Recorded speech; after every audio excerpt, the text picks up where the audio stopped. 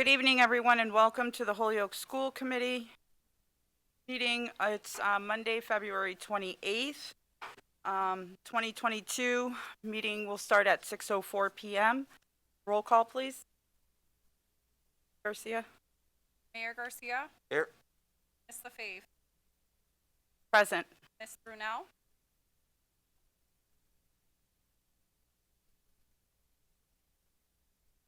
Mr. Romero. Hensley Williams. Mrs. Burks. Here. Ms. Feliciano Sims. Here. Mr. Wellingham. Here. Mr. Callamore. Here. Ms. Wilson. Here. And the student rep. Diane Hall. Here. Samantha Brennan.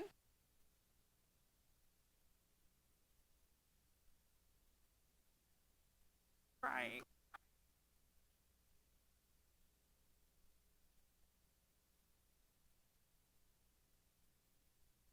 All rise for the Pledge of Allegiance. Pledge of Allegiance. Pledge allegiance to the flag of the United States of America and to the republic stand one nation under God, indivisible, with liberty and justice for all.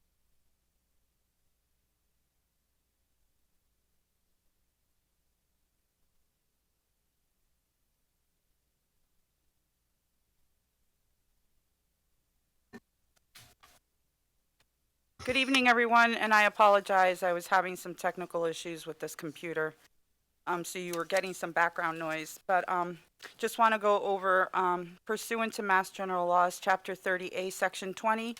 I am hereby informing all attendees that a video and audio recording is being made of the meeting, and the meeting is being live streamed and run live on the city's community TV channel. We're going to go ahead and move forward with the student showcase, which is Morgan School.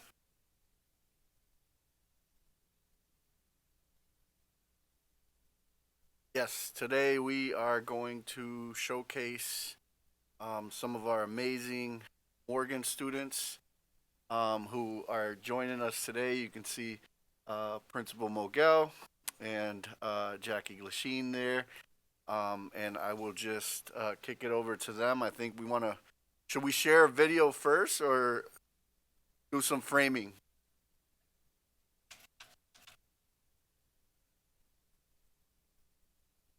Mr. Mogel, can you come off mute, please? Sure, yes. Good afternoon or good evening, everyone. I hope everyone's doing well. I'll do some quick framing. Super excited to present Mr. Casey. He works with us during the school day as well as our after school program, as well as Simon and Serenity. And we're going to show a brief video of some work they've been doing. They are our Morgan newscasters. They've came up with this idea with Mr. Casey where they'd like to do the news each week, and we show it to all our students for our morning SEL block. So we'll let the video play, and then I'm sure there'll be some questions for them.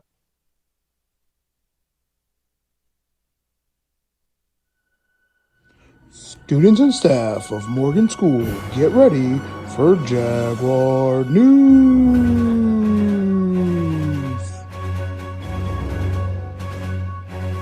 Welcome to the second edition of Jaguar News. I'm Diamond. And I'm Serenity. This month, we're celebrating Black History Month. Be sure to check out your teacher's store to see who they are.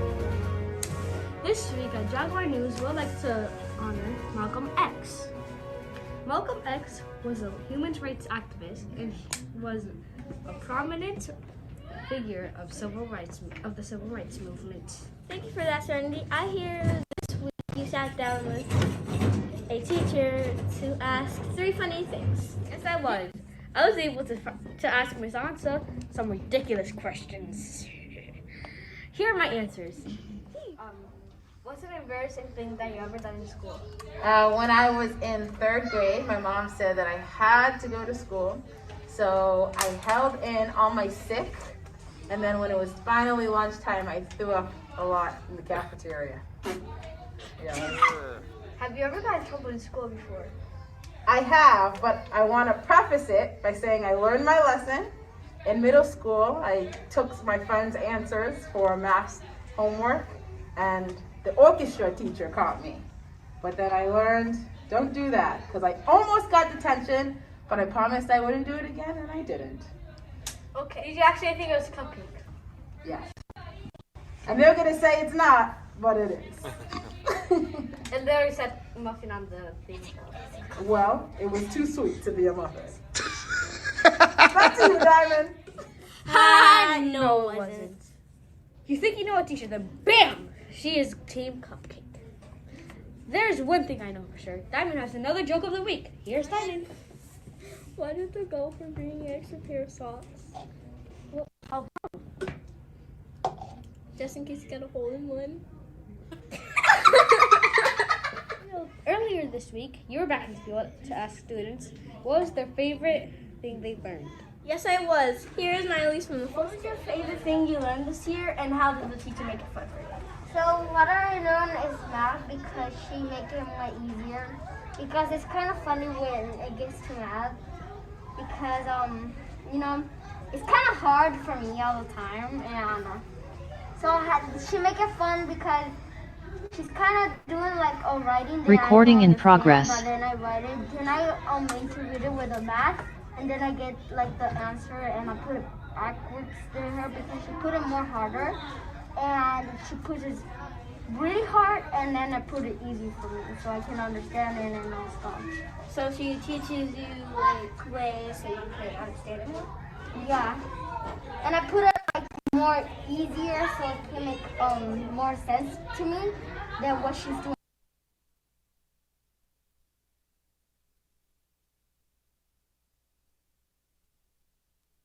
Do at home. Let's see what it is. So, the things you need are paper, ruler,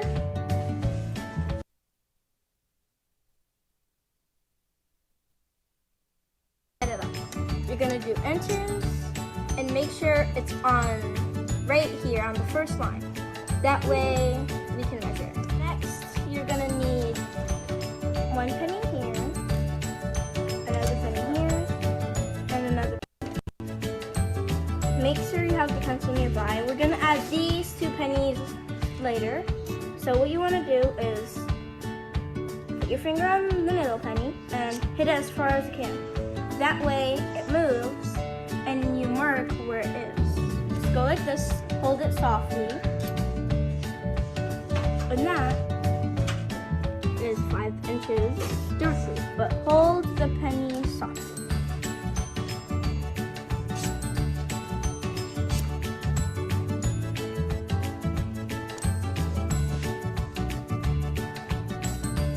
And now we'll discuss how you think you got these answers. And that's the project of the week. This has been the second edition of Jaguar News. Yes, it has. We hope you enjoyed our production class. Let's get to work. Because we're not going to do it for you. Bye!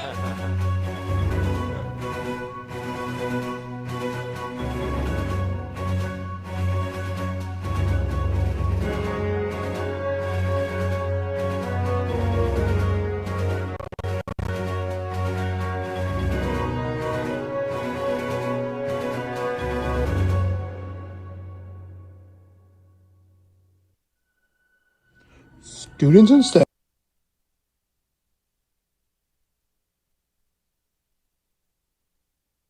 Oh, sorry. I loved it though. Staff How of are we Morgan School, promoting this? get ready for Jaguar News. We can stop the video.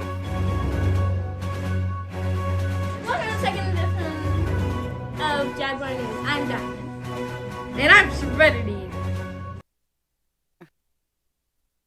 That was awesome. Anybody have any comments or questions? Miss Burks?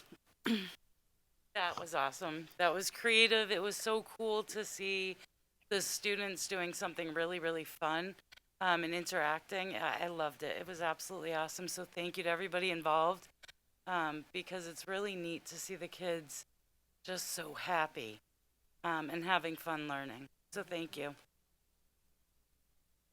Mr. Soto? That was amazing. I don't. I guess I have a couple of questions. Were you nervous, and do you practice? Because I know getting up on camera and speaking in general, I would have never done that when I was your age. So you should be really proud of yourself.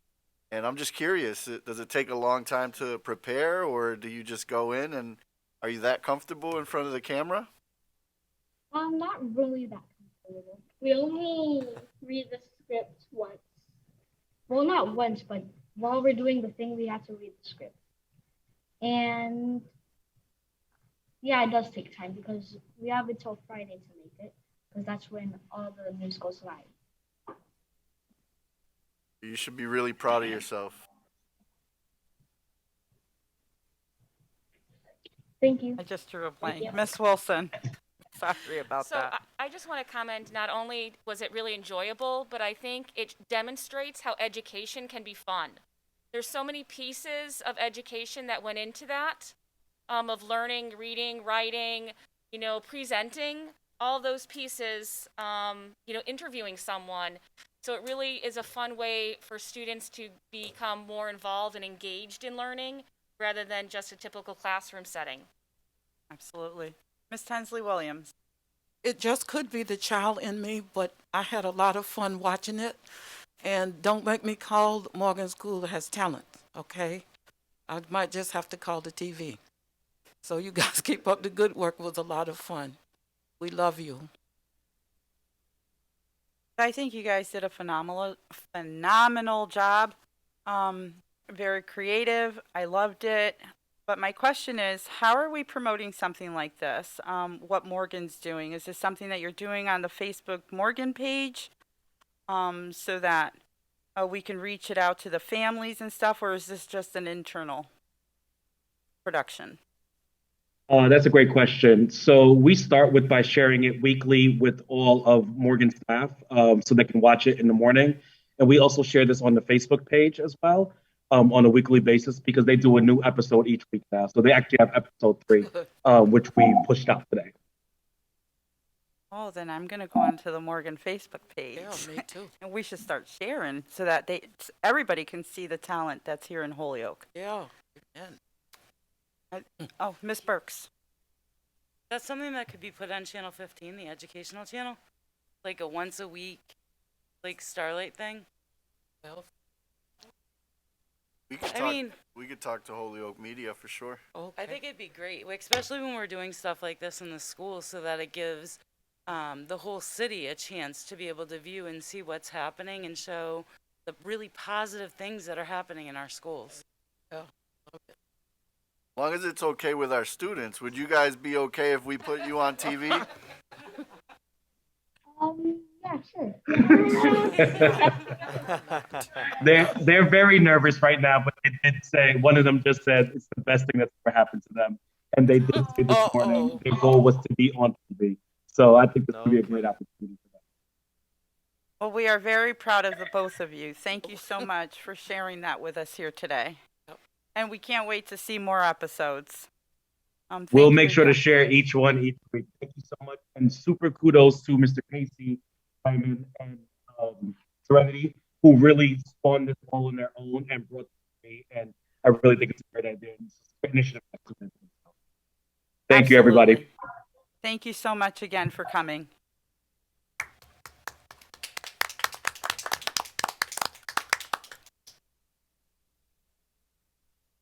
That was a good start to the meeting, right? Yeah, nice. Our next on the agenda is public comment. Ms. Garcia, did anybody sign up for, well, no, there's nobody here to sign up for public comment, but did anybody send in any public comment by any chance? So there's no public comment, so moving on to communications and reports, we're gonna start with student report. And I am so sorry, I did not get your name. We have a student with us today, so your name and which school you're representing. My name is Cheyenne Hall, and I go to Dean Campus. I am a junior, and I'm president of class 2023. I guess I could give you guys an update. I kind of took some notes earlier. If I should, yeah? Okay. Absolutely. A little nervous. Don't be nervous. Girl, we're all nervous, okay? I'm nervous too. Except for our Morgan students. Our Morgan students aren't nervous. So coming up in the year, next year, I'm a junior. So next year, when I'm a senior, we're gonna be going into like a A/B schedule. So like 1 week we'll do academics, and then the second week we'll be doing all shop. As a senior, I'll be like doing co-op. So I'm in health assisting as my shop, and so like if I work in like a hospital instead of going into school, I'll be able to like be at work and earning my school credits and working, getting my money. Good. Awesome. Next step. And also with the change, we know like it's gonna be difficult because if you're not out on co-op, you might be in your shop for all day. But hopefully our teachers are able to have like some engaging activities. Like my shop teacher, she always makes like a big effort to like make sure that we're all engaged. If you guys have any questions, I can always look up any answers for you guys. Thank you so much for sharing your report. I remember being in the health service class as well. That was many years ago, so I'm not even going to tell you, okay? And it was here at Dean, by the way. Does anybody have any questions? Miss Wilson? So with the change to the AB schedule, is there a lot of excitement being, that you're hearing from your, other students? Yes, of course. A lot of students are excited to get out on their field. A lot of hands-on work. When you come to like a vocational school, you want to go out into your field. And like especially me, I'm ready to get out there and like learn so many things because you learn a lot in school, but you learn so much being out in your field. Great, thank you. Any other questions? Mr. Collmore? Yes. Are you really interested in going into the shops or into the business world and listening to what's going on out there in the business world? Yes, of course. I want to learn about a lot of people and a lot of things that everybody has to contribute and about like how they feel and like getting to learn the business and getting to learn more about it. Like you can only like learn so much, but getting to like experience it is such a different feeling. I definitely know all about this because I was in this program quite a few years ago, and it really helped move us along to get into industry and learn about things that aren't in your school. Now you go into industry and find out a lot of things have changed to your school today. And this is where we can bring back to our school system what is going on the outside that needs to be helped here on the inside to prepare us for going in the outside business. I certainly agree because I feel like I learn a lot of stuff in school. I learn about, like, I learn from my textbooks, I learn what my teacher tells me, but being able to go out in the field, I get, like, real life experience. I can see the patient, I can see who I'm working with, I can handle, like, the different types of tools that they have. And I feel like I'll be able to bring it back to school and tell my classmates about it, tell, like, my teachers, and, like, they'll be able to teach other students about it, too. Miss Tensley Williams? Young lady, we are very proud of you. Do you have any other siblings? No, I'm the only child. Well, in about 30 years from now, you'll appreciate it. You look about 10. Keep up the good work. We are so proud of you, honey, and anything we can do, please don't hesitate to let us know, okay? Great basketball player, too. Ooh. I practiced with the girls team, and she was putting in some work. I take it you lost. It was just a practice, but it definitely felt like a loss the next morning. How were those push-ups? How were those push-ups? I think that was the one thing that I kept up with you guys on. There are some things that maybe you might not want to share because you're going to get an answer Just back. Anthony has no game. That's it. I will say I hit the game-winning half-court shot. Oh, okay. Cheyenne, back me up here. Cheyenne, you don't got to do that. We were down. We were about to lose, and like we he were on came the through. same team. I do have a question though.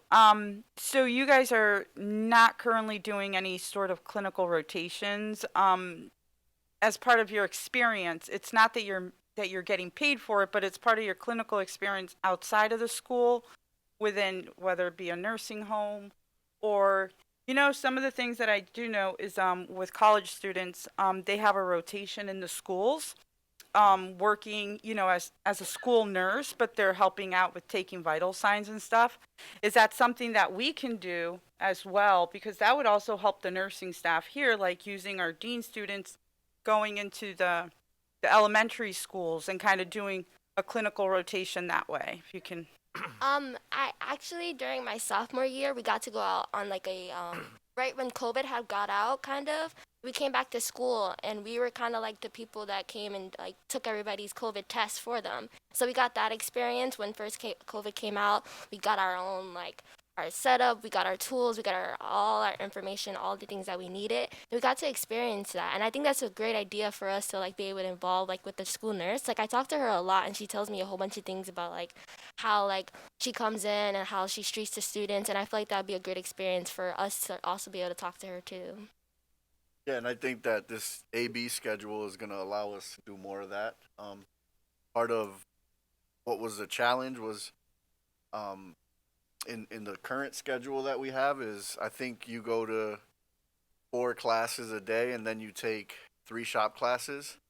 So you could imagine how challenging that is to schedule any type of co-op or and students just weren't getting enough CTE credits to be able to go out into the field.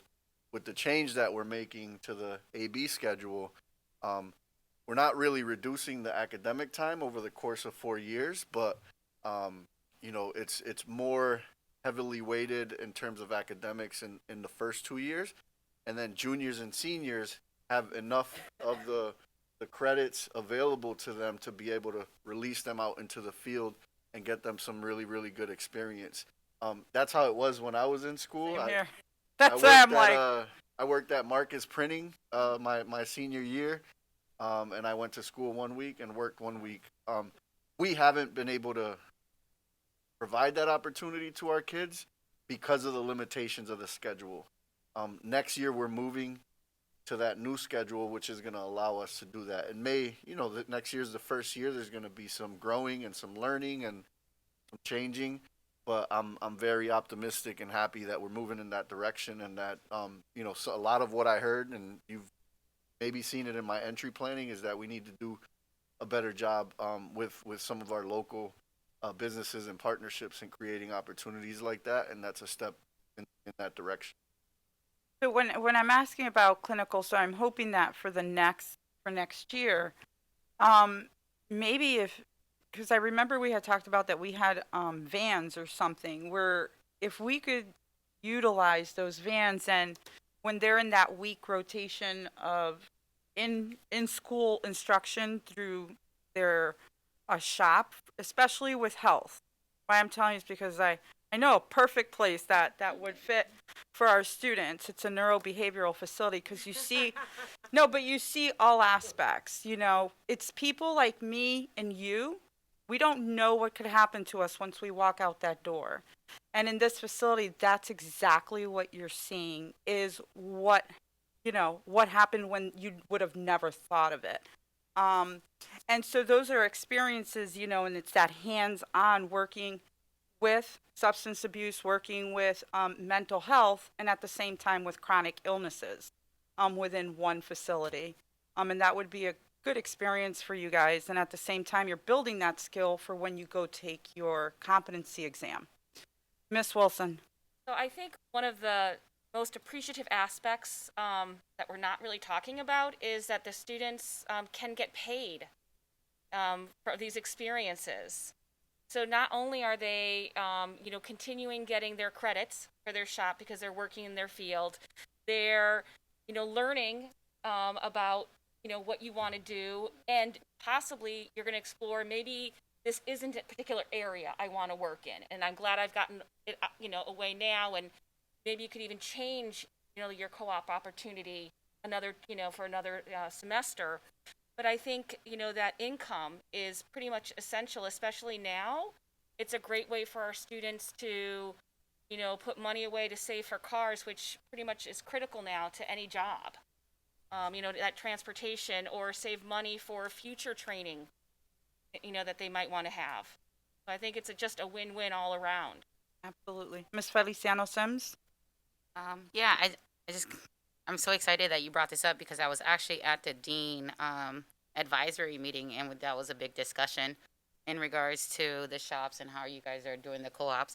So I just, want to say like to the community that if you have business relationships and are looking for our students, I mean, that was the big discussion is, reaching out to businesses in Holyoke and the local areas to provide these opportunities for our students. I mean, there was such a great enthusiasm at the meeting, and we talked, to a couple of business owners themselves who have invested their times as shop advisors and stuff like that. There was a machinist, an ECI tech, an auto body chair, and like the need is so big right now. They were talking about like the diesel tech, electrical and stuff like that. So it was just really great to see like all these outside business owners and saying like, here's all my experiences and here's what we will have. The sad part is that again, they don't have enough of the space or the capacity to have multiple students.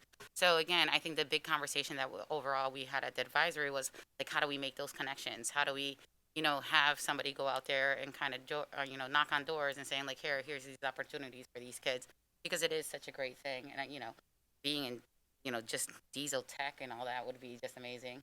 I mean, nursing is also great too, right? Social work is just as good too, just throwing it out there. It's a big need in our department, and especially those of color and who are bilingual, so. Ms. Tensley Williams? Mr. Soto, you said that they will start the co-op pretty soon, or you're not sure? We're starting the A/B schedule next year. Oh, I can't guarantee that co-ops will start right away. It all depends on the student and how many hours that they've had in their trade and whether it's enough to be able to get out into the field. But I can tell you that our dean team is certainly creating the schedule that would allow it, and they're lining up the partnerships that will create these opportunities. I can't guarantee you that we'll have somebody on co-op next year, because it really just depends on how much time they've spent in their shops and whether or not they're ready. I just want to say co-ops work. Both my sons graduated from Dean, and they did work a week, and they went to classes, and every job they took out there, they excelled. So co-op does work. So I just pray that we get it, moving. And I stand corrected. I just received a text that we already have 6 kids on co-op now and 20 more in the pipeline. But wow, those great numbers. Oh, my bad, No, Cheyenne. she's not my done bad. with it. She's He not got done you with back. the report. He got you back for the basketball thing. It was Cheyenne that texted me actually. That's what happens when you give up the info. You got to keep it. yep. So, I really want to thank you for sharing that information, but what I want you to know is that you are part of this school committee, so as we're talking about any topic here, please feel free. You have the right to voice your opinion, voice any suggestions, just like each one of us. All we ask is just raise your hand. I'm watching, I'm writing, and I'm calling. Okay? And welcome. Thank you.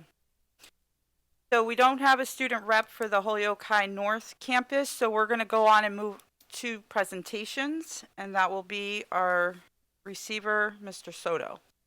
Great. If I could get the slide deck up and move to slide number 6. So we already had our student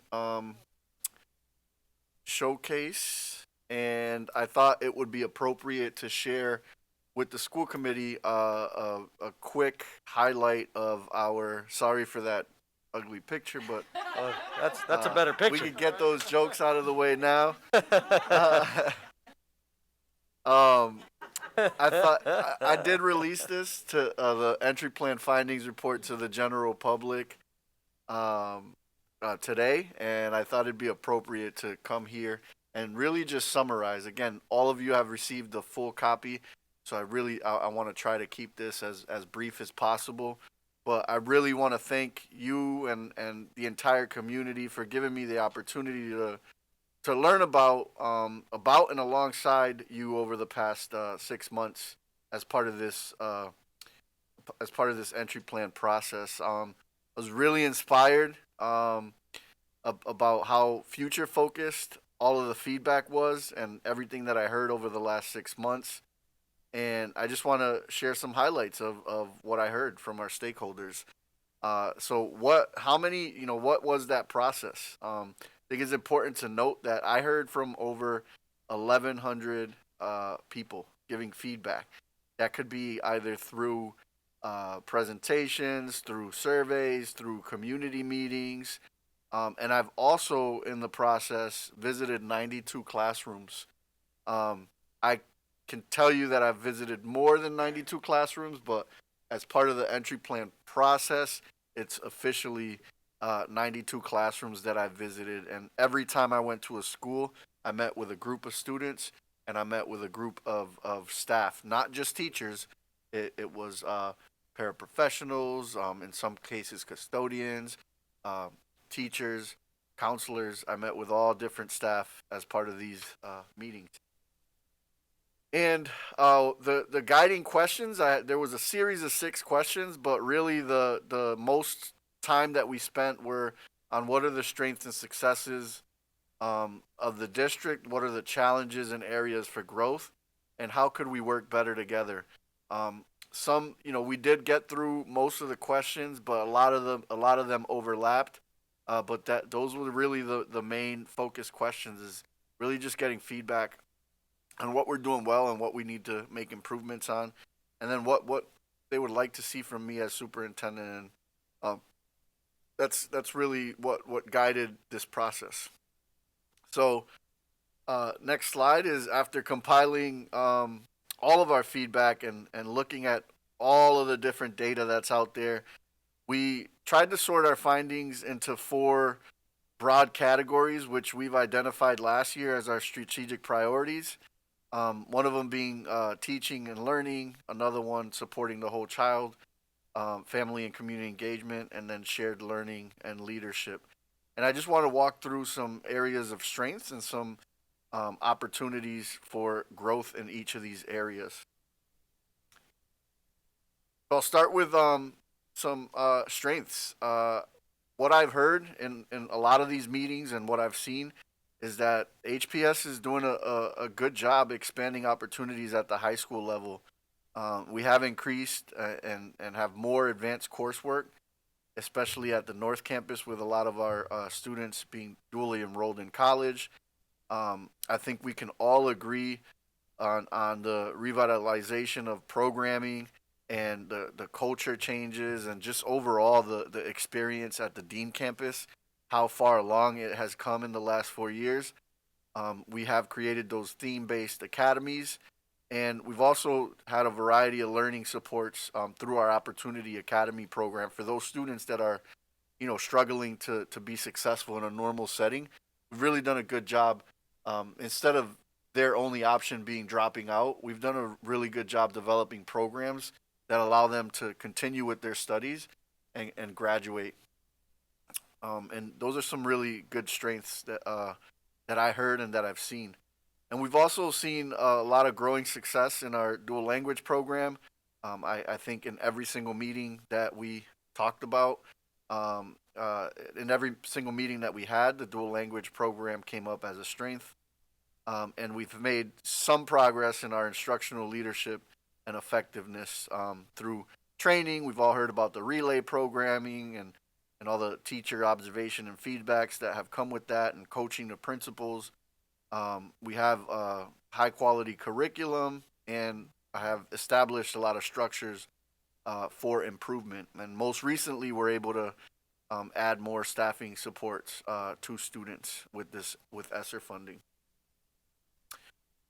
As far as supporting the whole child, what I heard was that we have a ton of compassionate and dedicated educators. And I'm not just hearing this from our staff, I'm hearing it from students. Every group of students that we've talked to said how they feel that their teachers care for them. And every group of staff that I talked to, they feel this sense of like caring for for the community of Holyoke and the children that they serve. We also do a good job embracing student interests and strengths. Providing different athletic opportunities and extracurricular activities. I know that that has been a little more limited during the pandemic, but overall, what I heard was people feeling that way, especially students. Um, and then HPS also provides a number of supports that help drive student success. So, we do have counseling services available to students. We have restorative justice practices at the high school. And overall, I feel like the community and what I've heard thinks that we did a really good job responding to the pandemic and providing a lot of essentials that families needed at a time where they needed it the most. Under family and community engagement, I heard that we do a good job embracing diversity and making connections. And that our ways of communicating with families is really strong. We have the website, we have all calls going out, we have emails, we have social media, we have a variety of ways that we communicate with our family, with our families, and especially the translation and interpretation services that we're providing now. I know we've had issues with this in the past that was raised by certain people.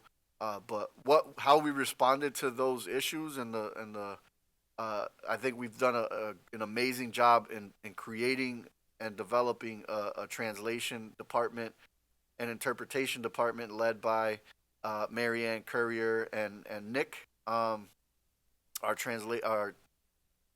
translation and interpretation manager. I feel like this is what we do in Holyoke. We serve as a model for everybody across the state. I know we get criticized for what we don't translate or what we don't interpret, but I guarantee you we're doing more than anybody in the state of Massachusetts when it comes to translations and interpretations. And people are looking at us as a model and how we do that. And we also have some strong community partners that we need to continue to build on, like our early college partnerships and community-based organizations like the Boys Club and LASE, and so many others out there that we partner with. And under shared learning and leadership, we have done a better job promoting diversity and investing in our educators. As many of you know, 5-6 years ago, we only had 11% of our teachers were teachers of color, and that number's up to 28% now. So we are making concerted efforts to continue to grow that number and working on teacher pipeline programs and career development opportunities for our existing staff. And we've also made strides in retaining our leaders, our principal team for the most part. We're not turning over principals as much as we used to. Like we have a leadership team that we've invested in, and they're doing a great job and staying with us in Holyoke, and they're so dedicated to this community. And now I just want to move to areas of improvement. We really need to do a better job ensuring that all students are grade level ready in 3 areas, especially reading and writing, especially in our early grades, in math, and in 9th grade readiness. When you look at our outcomes for students in grades K to 8 and all of those areas, and maybe in some in the high school too, you can see that we still have a lot of work. We have work cut out for us in terms of improving those outcomes. I also heard that we need to strengthen our support for special populations. So students with labels like special education or English language learners. We really need to provide better in-classroom supports, especially for a community. Out of all of our ELL students, 40% of them are also special ed students. So we're taking those students out of the classroom to provide ELL services. We're taking them out of the classroom to provide special ed services. And every minute they spend out of the classroom is a minute they're not that they're not with their peers and they're not accessing the core curriculum. We need to do something different. We have probably had the same model for many years, but we really need to start thinking about how we're delivering services to those students and how could we keep them in the classroom more so that they're not losing so much time in their core academic classrooms. I've also heard we need to better articulate the future of our dual language program, and we need to do a better job aligning curriculum, instruction, and assessment, and shifting the lift. What I've heard and seen in many cases is some teachers teaching students and speaking to students, and what we've reflected on is we need to shift that lift from the teacher to the student. We need our students to be more engaged, working collaboratively, putting pen to paper, and grappling with the curriculum and allowing them to struggle and work through issues as opposed to doing all the heavy lifting for them. We also need to look at our assessment system as well. Supporting the whole child. This was a big one. We need to do a better job creating a positive learning environment. We could talk about academics all day, but if the learning environment is very disruptive and doesn't feel safe in some cases, and teachers are dealing with nothing but behavior issues, it's really hard to get through in any type of instruction. So we need to make sure that we provide a structure and we provide a system that all of our schools could use. And just like we're approaching curriculum now and making, creating those foundational structures, we have to do the same when it comes to SEL and behavior. We want to see some consistency across our schools and making sure they're supported in ways that they haven't been before. And we have to reorganize our system of structure. So we've already talked about moving to the elementary, middle, and high school model. I think that's really going to be a game changer for us. And we really have to look at schedules. I heard a lot from our teachers that we're asking them to do a lot of work, and we're asking them to do a lot of planning, and we're not giving them the time to do it.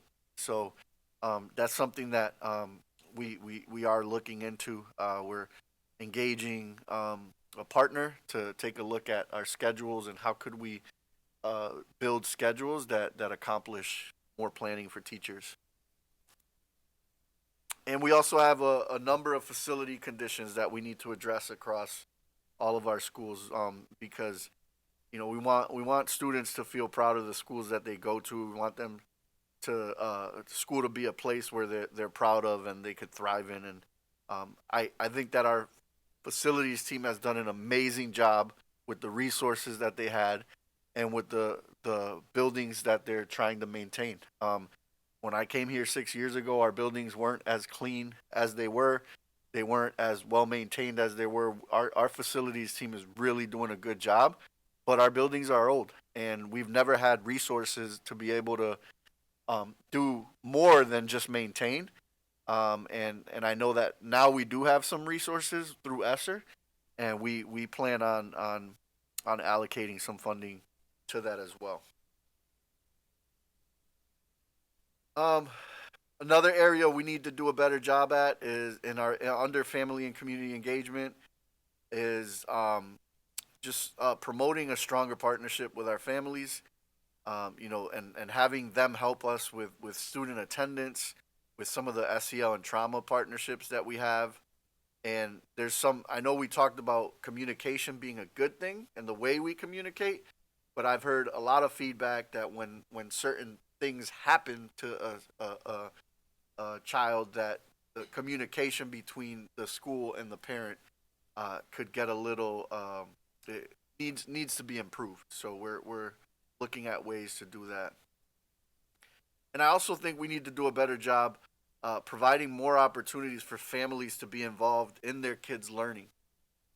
We can hold all these events. We can do a lot of things to try to get families to come and and participate. But what we haven't done is like told families, here's what your students are working on this month, and here's how you can help at home.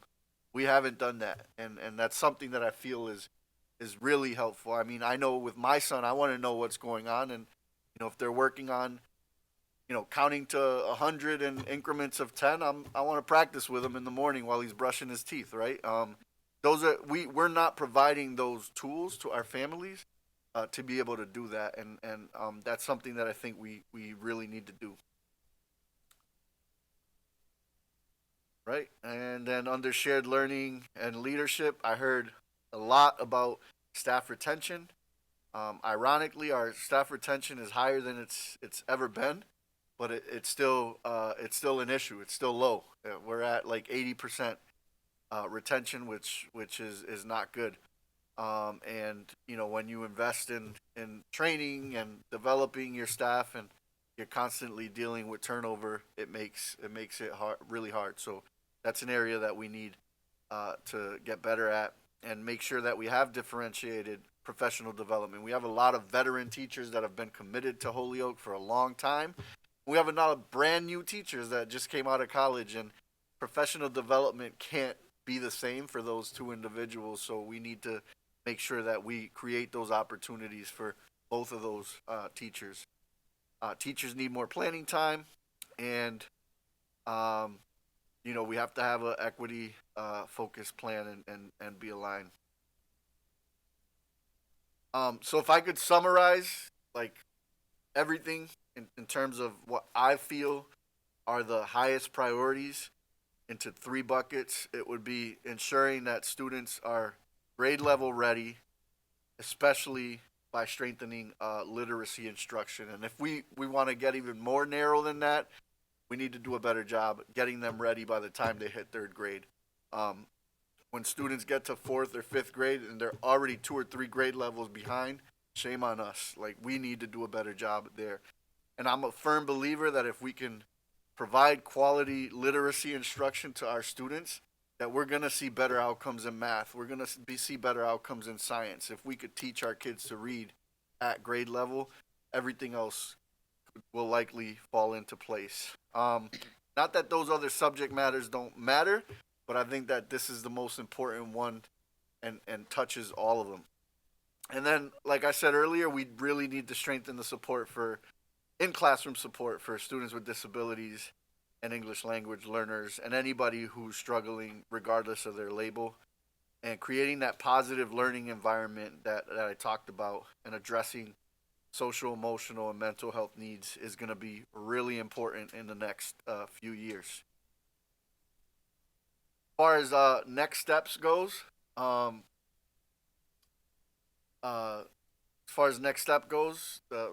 next slide. Oh, I see it there. Sorry. Now that the entry plan part of the process is complete, and I'm sharing my findings, you can see that I'm going to be sharing my findings with principals and other stakeholders at future dates, including some of my student cabinet, which Cheyenne is on, and my middle school student cabinet, our teacher advisory group, our parent groups. I'll share these findings with them just to make sure like I got the right stuff and we're thinking about the right way moving forward. So we do need your help. I'm convening a steering committee and an advisory committee to this spring, so that it could support our team in developing a 5-year strategic plan. So anybody interested in signing and serving on the advisory committee, you'll find a description of the committee and an application on our website. And we're looking to have folks complete that by Wednesday, March 9th. I'm gonna host 2 community conversations during the strategic planning process, because my thoughts is that this strategy can't be an Anthony Soto plan. Like, this strategy has to be a Holyoke plan. So I want to work with a steering committee first and develop some bones. Then I want to bring that out to a larger group and make sure we're on the right track. Bring it back. I call it the accordion style. So we're bringing it out to a larger group, we're bringing it back to the smaller group, We're bringing it out again to the larger group and then bringing it back and stamping it and finalizing it. I'm very committed, and I want this to be an inclusive process, like something that the community and that our staff and that our students and that our families could really rally behind. Not something that I just dump on Holyoke and say, "Hey, this is Anthony Soto's plan on what we're doing for the next 5 years." I don't think that that would be an effective and inclusive process, and I want to make sure that we are inclusive in this process. I'm going to continue to meet and listen to our community and our stakeholders throughout March and April, and I'll provide details of when these meetings are going to be happening, and they'll be found on our website and posted on the calendar section of the HPS website. I do want to go a little bit out of order. I'm going to skip to slide number 21 and then go back. I really just want to take this time to thank everyone that I heard from. You know, we're a school system and a city led by 2 HPS graduates, and we're working together to create a bright future for Holyoke Public Schools. I'm super humbled and inspired to be the first Holyoke-born Puerto Rican to lead our schools, and I truly believe that in partnership with Joshua Garcia, a fellow HPS graduate, and the city's first Puerto Rican mayor, that we're going to shape a strong education for the students of Holyoke in partnership with the school committee. Him and I know firsthand the value of a Holyoke education and the importance of education for every single child in Holyoke. And I really hope that our students see us as strong role models who believe in them and who will work diligently to ensure that they have every opportunity available to them. And I'm eager to work alongside with everyone who believes in our students and families the way that I do, and that Mayor Josh Garcia does, and the way that our school committee does. So thank you so much for joining me as we embark on this next chapter for Holyoke Public Schools. We all know that it takes a strong team for our organization to thrive, and HPS is no different. I especially want to share my appreciation for the many people who contributed to a successful entry plan process. We all know Aaron played a heavy role in this. Jenny, our communications department, all of our family engagement team who spent hours and hours on the phone with families and surveying everybody. All of our families who showed up to community events. I really just want to thank you so much from the bottom of my heart for making this such a great process and an opportunity for me to learn on how we move forward. And with that, I would like to move on to any questions. So we could go back to slide 20, Mike. I invite everybody to view the full report. You guys all have a copy. But really just interested to hear if you have any questions, what resonated with you. Did anything surprise you? Do you have any questions? Hensley Williams? Mr. Soto, it said, let me just see here. Given the increasing number of students who would like to attend the Dean campus, how many students are allowed to be in one class? Currently, we accept 100 freshmen. So our grade spans are 100 in each in each class, and we had this past year we had 41 students on the wait list that weren't able to get in. Okay, thank you. Wilson. Mrs. Wilson. Okay. So, I think what resonates with me is, unfortunately, there's been some issues that have not gone away, as you know. I think common planning time with teachers has been a challenge.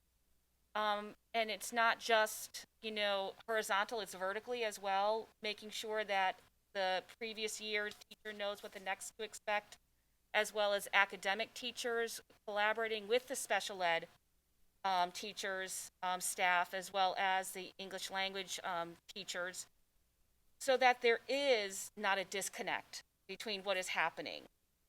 Because, content across those, areas can be worked on together so they aren't missing key content. It's actually being taught to their level of understanding. So when they are pulled out, it's not missing that. One thing I think that could be considered with the parent involvement is something I've talked about since the Common Core started, is the fact that our parents do not understand the Common Core with math specifically. They don't understand the new math. They don't understand the purpose of it. Why can't we just learn the exact same way, that we, learned? And I think that giving, take-home notes or help, or even doing videos that they could watch would help our parents, because they cannot engage with their students when they're doing their math homework. So they're lost. They feel like they're not part of their child's education if it's more complex than, countings and fives and tens in the way they're teaching it now. And I think that's really important that you do bring up, and that you do want to have, as we all do, our parents engaged with learning. And I think we need to kind of think out of the box about how to educate our parents so they can feel comfortable engaging in. Specifically, I'm going to bring up the math, because that's the thing I hear all the time, is I don't understand the new math. I can't teach my kids. I do their homework with them. They come back and their teachers told me it's all wrong. I mean, that's not a heavy cost issue to put a video up and, send it out a YouTube link. So that's it. Thank you. Thank you very much, Mrs. Wilson. Mr. Wallahan. Thank you. You mentioned that the retention percentage is like 80%. Is Yes. that like for teachers, or that administrators? Teachers. All just teachers. Just teachers. Okay. Like, what's the average for the state? I don't have that number I in front of me, but we're probably it would probably be around 90%, 92%. Okay. I know. That, I'm a numbers guy, so that number's I am sticking in my too. head. But I don't want you to. I don't want you to hold that to me. Yeah. Okay. Yeah. I mean, a lot of teachers I know, they change schools, that they change districts, so it doesn't seem uncommon for the teachers to kind of move around. So I didn't think 80% was too out of whack. I was surprised when I saw that number too, because I keep hearing about retention issues, and actually, our retention rates are higher than they've ever been. In the last couple I'm going to say in the last 5 years. I see you shaking your head over there. Yeah. Okay. Thank you. Thank you very much, Mr. Wallahan. Ms. Burks. So one of the things that resonated with me in this that I still, that I'm going to push back on, is in regards to the learners staying in the class, and it's the labeled learners, as you said. It's our social emotional, our mental health, our special ed, our ELL students.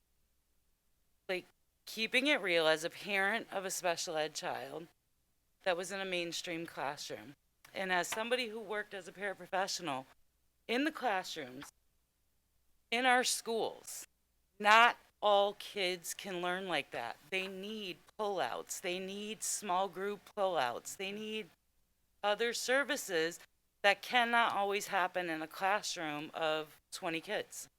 And that's just honest. And we're doing a disservice if we're saying that, well, we're going to keep them in their classrooms. We're doing a disservice to those students. Because if you've ever actually interacted and watched them, students with disabilities that are in mainstream classrooms, or students that have issues, they don't like to be called out and different. So working in a small group in that classroom is embarrassing. It's humiliating for them. And then you're going to get twice as much pushback.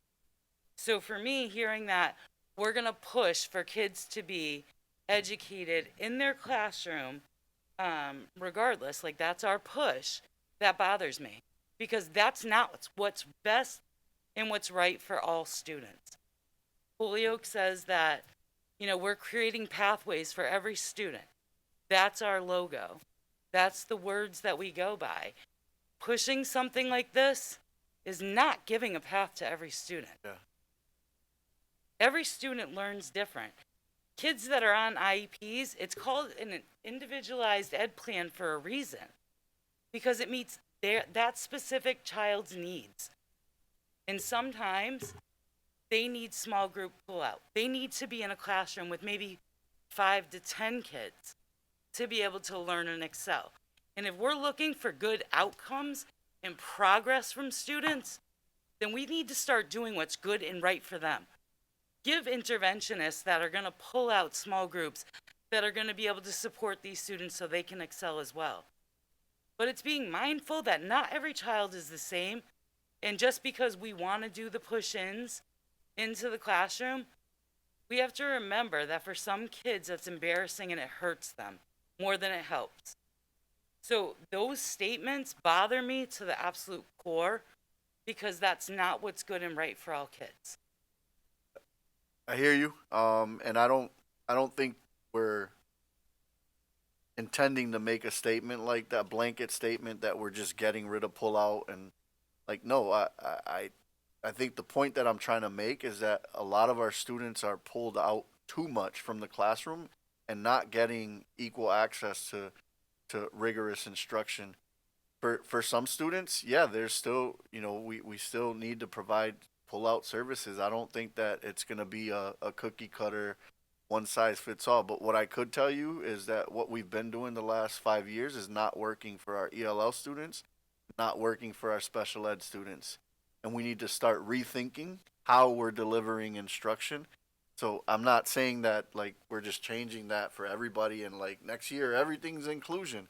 Like we need to be way more creative in how we're delivering instruction and how we're looking at the regular ed teacher, the special ed teacher, and the ELL teacher collaborating together for the same student, not working independently in silos, right? We need to create those. I'm not saying they're full inclusion, full pushing, but we really need to design an instructional model that makes sure, those teachers are working together to do what's best for that student, whether it's pull out or inclusion. But what we've been doing hasn't been working. I agree with that, but I will say that, one of the big complaints that was heard, because I went to a bunch of these meetings, and one of the things that I heard repeatedly was families saying that they had students that were having behaviors and were disruptive, and they were, it was really hard for their kids to focus and learn. That's a concern.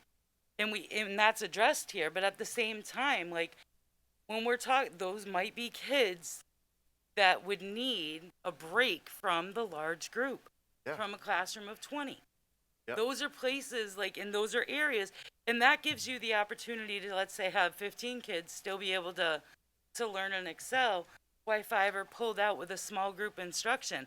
They're still getting peer mentorship. They're just having more one-on-one teaching time, which is going to help them excel as well. I agree with you, Ms. Burks. I'm not those are disagreeing. The things that I'm saying.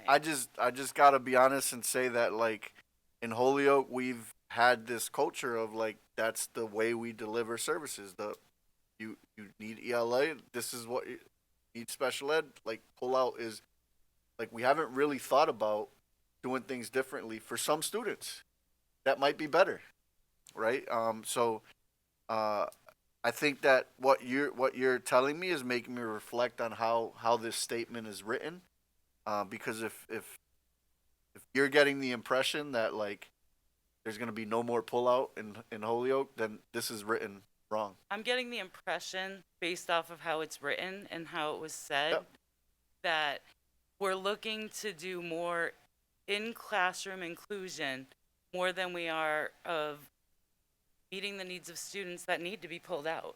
So that's how I'm hearing it. I'm hearing it and reading it as we want everybody to stay in their classrooms with supports in their classrooms versus helping the students that actually do need to get pulled out and have that small group. So that's how I'm hearing it. I'm not pitting those two groups against each other. I think that we need to do what's best for our students. And and rethink what we're doing, because what we're doing hasn't worked in 6 years. I agree. Thank you, Ms. Brooks. Mr. Wellahan, I was just looking it up. So if we're looking at teacher retention statewide, for 2022, it was 87%. Oh, okay. The other thing, in regards to Ms. Burks, I do agree with Ms. Burks in that aspect, but we also have to remember, let's include like all the staff. So paraprofessionals as well should be in the talks, but most importantly, is the parents. Because if there's one thing that we've struggled for as parents with kids in special education, and that we fought for, is for our voices to be just as equal as that of the professional.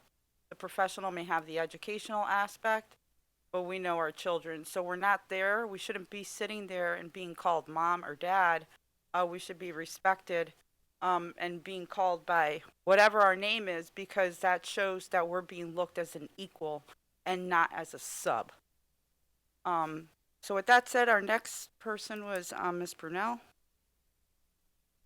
Thank you, Mildred, and thank you, Anthony, for all the work that your team and you put into this. I just wanted to bring it back to early literacy.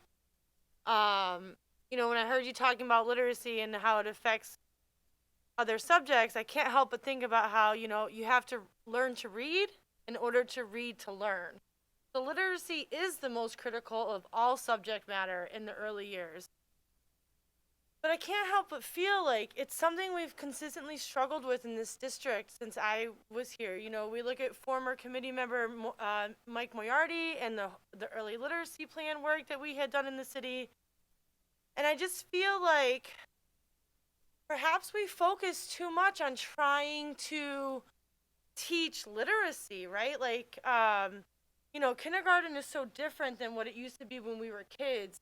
And we learn as children through play. We learn as children through independent reading. We learn as children through so many other ways than sitting in front of a teacher being taught how to read, how to learn. So, I look at Faith Glanville. She's a teacher at Ian White in the district, and she's so often posting on Facebook about how, our students lack that time to play, to interact, to learn on their own. And maybe we need to find more time for that in our day in the early grades and making learning fun for them again. And, to piggyback that thought, I think we really need to look at, I would say, completely eliminating screens.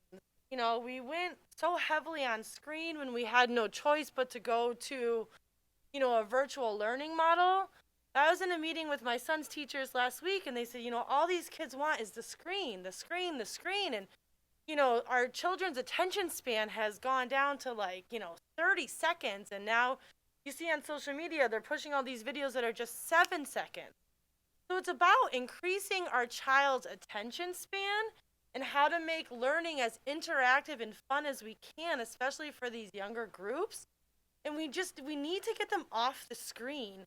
The attention span is just not there. They shouldn't be. I don't know what we're doing in the early years, so I'm not saying we are relying on screen, but through the district we have a lot more screen time than we did pre-pandemic. And I would just love to see that just completely go away. You're learning literacy when you're writing and focusing on your penmanship, right? These kids, penmanship in my own house is terrible because they're this all the time, and they're only in 5th grade. So there's just so much to literacy than just learning how to read, right? It's that whole student. So let's look at what are we not doing? Because literacy is something we've been struggling with for so long now. And I know that we have a big population of English language learners, but are they literate in their native language? Are we reinforcing that sense of language no matter what language it's in? We just have to find a way, and I know you know this, but have to find a way to reconnect with our students at that early age. And I just feel like the less screen time, the better. I don't know. My kids never have homework. I mean, I'm not advocating for homework, but we see all these education gaps, and homework is an opportunity to be filling in some of that gap. My son hasn't had homework in 3 years, and I'm sure the entire fifth grade at Metcalf isn't on grade level. So, I just feel like there's rooms and, you know, literacy, obviously, like I said, is the most important because you have to learn to read in order to read to learn your other subject matters. But I don't know what we're not doing, but I know we're not doing it how we were doing it when I was a kid. And I don't think literacy was the issue it is today. So maybe we need to reflect on, not pushing too much, because kids don't engage with that. They want to have a fun time in their classroom, and I'm not saying we are or aren't doing, but clearly we're not if it's not working. So I don't know how we're gonna find something else. But just my thoughts. Thank you, Ms. Brunel. It reminds me of, those that struggle with mental health. They think that therapy is like the ultimate answer, and you're therapizing. You're not getting anywhere. Okay, so I have Mr. Romero, Ward 1 school rep. He's on Zoom, and he has his hand raised. So how are we going to be able to pull him up?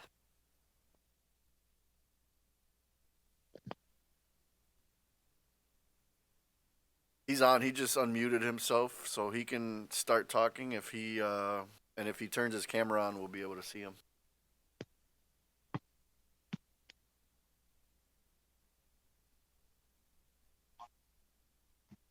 No. You're on mute. Gustavo, we can't hear you.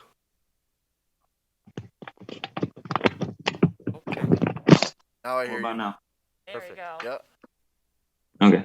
I'm advocating to bring homework back. I feel it. My kid was out for like 2 weeks because of COVID again, and it was a good time to bring homework to the household, and we reconnected.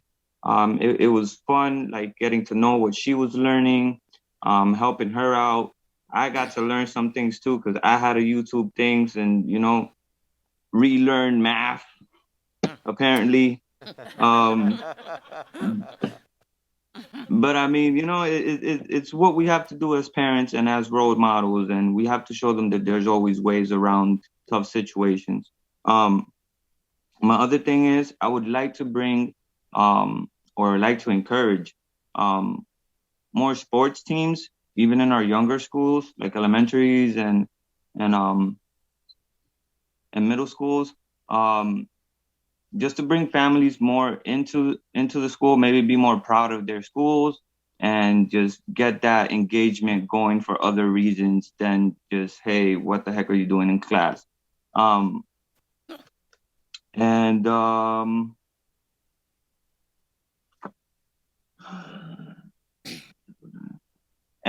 grade level readiness, I would like to comment on that because as a Holyoke High graduate, I had to waste half a year in HCC taking prereq classes because my English or math were not up to college levels. So I was embarrassed for myself, and honestly, I wouldn't like no other child to have to go through that embarrassment of you being in a college and them saying, hey, you're not ready to be here. I think that should be fixed. And that's just my 2 cents into the fire pit, Thank you, Mr. Romero. Thank you. Miss Wilson. So there's a couple things I just want to clarify. I just want to clarify that everyone knows that pull-out services are meant to be specialized instruction. It's meant to work on the student's gap in their learning. And I think what we should look at is the programs that our teachers are using and the fidelity that they have with those programs. I think that is the major issue rather than thinking about the push in and missing. I think if we have the fidelity, the scientific-based programs that our district has purchased, and ensuring that all of the specialized teachers are trained in those, I think we will see an increase. That's my first point. My second point is the challenge with elementary level reading was when Fontes and Pinnell decided that there is more reading happening in early grades, and they moved what used to be the middle of first grade reading levels down to the kindergarten level. And we're all seeing that now, and we're seeing that these students who, for us, may not be available to that learning yet, being forced. I'm not saying it's wrong, but I think that, we have to take into account that, just like Ms. Brunel said, that students are not interacting with each other. I had a constituent message me saying her child, all she does is sit and listen in her class. There's not that interaction. Even in, and the weather, but even in recess, they have the option to sit and watch a movie. So again, there's not that interaction, which has been missing and is a huge gap to all of our students from the past 2 years with COVID. And we're seeing it now, and I think we need to release our students earlier to have the conversations so that they can talk with their peers and get back and be comfortable speaking one again, and not through a phone, not through a tablet, but actually as human beings. So those are my three pieces. Thank you very much, Ms. Wilson. I have 3 more people, and after the third one, we're going to go ahead and move on to the next item. Next one is Mr. Collmore. Yes, Dr. Mr. Sutter, you mentioned facilities. Facilities are very, very important. The corridors, the bathrooms, the locker rooms, the teachers' rooms, or anything pertaining to the facilities of our school. It's so important to our students that they have a clean environment, a safety environment, so that they can really get together and learn what is especially important for them. The reason I'm bringing this up is that over the years, MIAA visits schools, and they look at schools that they can have tournaments in. And I'm very proud to say, you people should be very thankful that this weekend the state chose Holyoke High School to be one of the tournament selection schools. So it's that kind of important that we have wonderful schools for our students, and not only our students, but students coming in from other cities and towns to use our facilities. And the MIAA was very, very happy to see the conditions of Holyoke High School, gymnasium, locker rooms, and things like this, because they look at it very, very carefully to make sure that no one's going to get injured by bleachers or in toilets or anywhere else.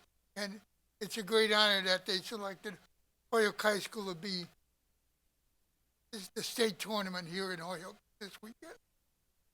That's awesome. Thank you, Mr. Collmore. Mr. Wellhan. Oh, I thought you raised your hand. I'm sorry. For some odd reason. Mayor Garcia. Anthony, I think you did an excellent job giving us a wealth of information here of things to think about as far as what has worked, what hasn't worked, the direction you want to go. I know there were a lot of structural changes, and we're going to be focusing more, I hope, in achieving academic outcomes. Those buckets you reflected at the end, as we go forward between now and the next 3 years and the next 5 years, do we have already an identified, like, uh, pre-identified objectives to achieve goals in those buckets? Because I'm hoping that as we proceed forward in achieving the vision, that we're able to meet regularly and reflect on those benchmarks and see that we are indeed hitting those targets so that we're making the buckets. Yeah, I think so no, I haven't pre-identified anything. This is literally taking all the information that I've heard from our families, staff, and students and summarizing it into the areas that I felt I heard most from those folks. But the next part of the process is to do just that, Mayor Garcia, is to engage in a strategic planning process that is going to create that vision and those goals, and then on an annual basis, just like we do now, create a list of, like, do some annual planning on certain projects. So in that literacy bucket, in that supporting the whole child bucket, and in that shared learning and leadership bucket, we'll have to, create different project plans and different measurable annual goals to make sure that we're continuing to strive in the right direction. In addition to all the other measurable annual goals that the state already has for us, we need to create our own annual planning and monitor those outcomes plus the ones we create on an annual basis. Yeah, I think what you've presented here, and I feel like you are going on the right path. You're on the connecting phase, soliciting information from all stakeholders. As you go to the next phase, I'd love to see, what are those line by line objectives, not just looking at the goals, but the objectives that are going to help achieve those identified goals so that we have something to measure moving forward to understand that we are indeed hitting our targets. I think,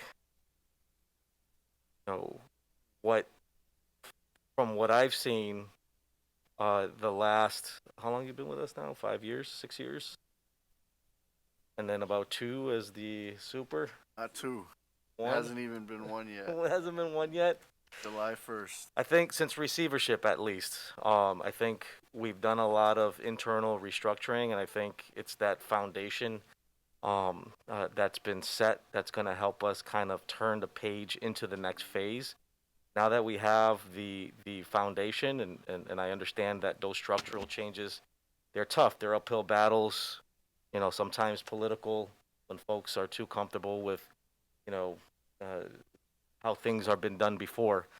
But now that we have that foundation, focusing on outcomes, my goal, and I think it's the goal for everybody here, is to transition into local control.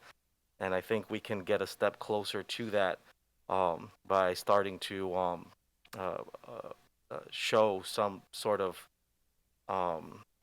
improvement in educational outcome. And if we're able to, here we are in the first year. This is a 5-year plan we're looking at, right? I'm assuming, or is it no 5-year, 3? I'm looking to create a 5-year plan. 5-year plan. Yeah.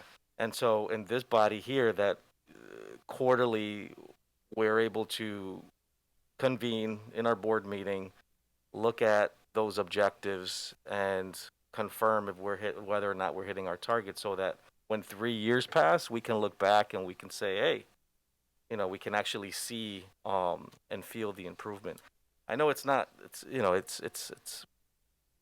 there's a lot, and I've heard some concerns here tonight, and there's a lot of moving parts in our district within, with individuals and families and perspective and what neighborhood you live in. And we're going to have to somehow try to move that together somehow and get it going in one direction forward. And I feel like communication and us working together in making sure that we're hitting our targets and our benchmarks can help you with the work that you're trying to do on behalf of our city, so that you're successful. You're successful. We're all successful. So we want to see you succeed, and we want to support you as a school board, and then me as mayor. And I appreciate the comments and your ending statement and the I really do. I'm with you. I strongly believe that together we're going to be, I think we're going to do great work with the support of this body. And I want to make sure that we establish a system here in this room that allows us to effectively measure our progress to make sure that, we're actually getting stuff done. You know what I mean? That we're moving in that direction of achieving academic outcome. Yeah, and I'll say that we do already have a process, and I'd love if you guys had feedback on what that is, but we go through an annual planning process, and we set goals, and we create a bunch of different projects that we're working on, and then on a quarterly basis we send an update to the school committee. We try to color code it, like, hey, these projects are green, these projects are red, these projects are yellow. But if that's our way of and we do that on a quarterly basis. So you school committee so far has received a Q1 reflection and a Q2 reflection, and it included all the projects that we're working on, and all of the work that we're doing this year. And that's my way and our way as a school district to let you know, here's what we planned on doing this year, and here's where we're at. So if there's a different process, or there's projects that you thought, maybe you didn't capture during that pre-planning phase, I'd love your feedback. Thank you, Mayor Garcia. Ms. Tensley Williams. I just want to say I'm an advocate of homework, but not too much where the kids are stuck in the house with overwhelming work. I went to school in New York. The kids kept up so much fun for the family in class. Thank God for my books that I took home. I read them. The next day I was ready for any test they tried to spring on us. I really believe that the kids need to have something to take home, like with the pandemic. Now, if they had something to read while they were there, the parents could have helped them, and that's with science, social studies, anything. So I am for homework, but not overwhelming homework. Thank you, Ms. Tensley Williams. Thank you, Mr. Soto, for this presentation on your entry plan process. Great. I tried to get that done in a half hour, but clearly sure. that didn't happen. So the next part of my report is an update on curriculum and instruction, and I'm going to invite Valerie, anyone from her team, to walk us through this presentation. That's the one on the update on ELA math, dual language, and science. What I have here, that is.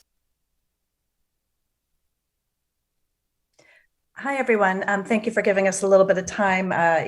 You had some great conversation around Superintendent Soto's entry plan.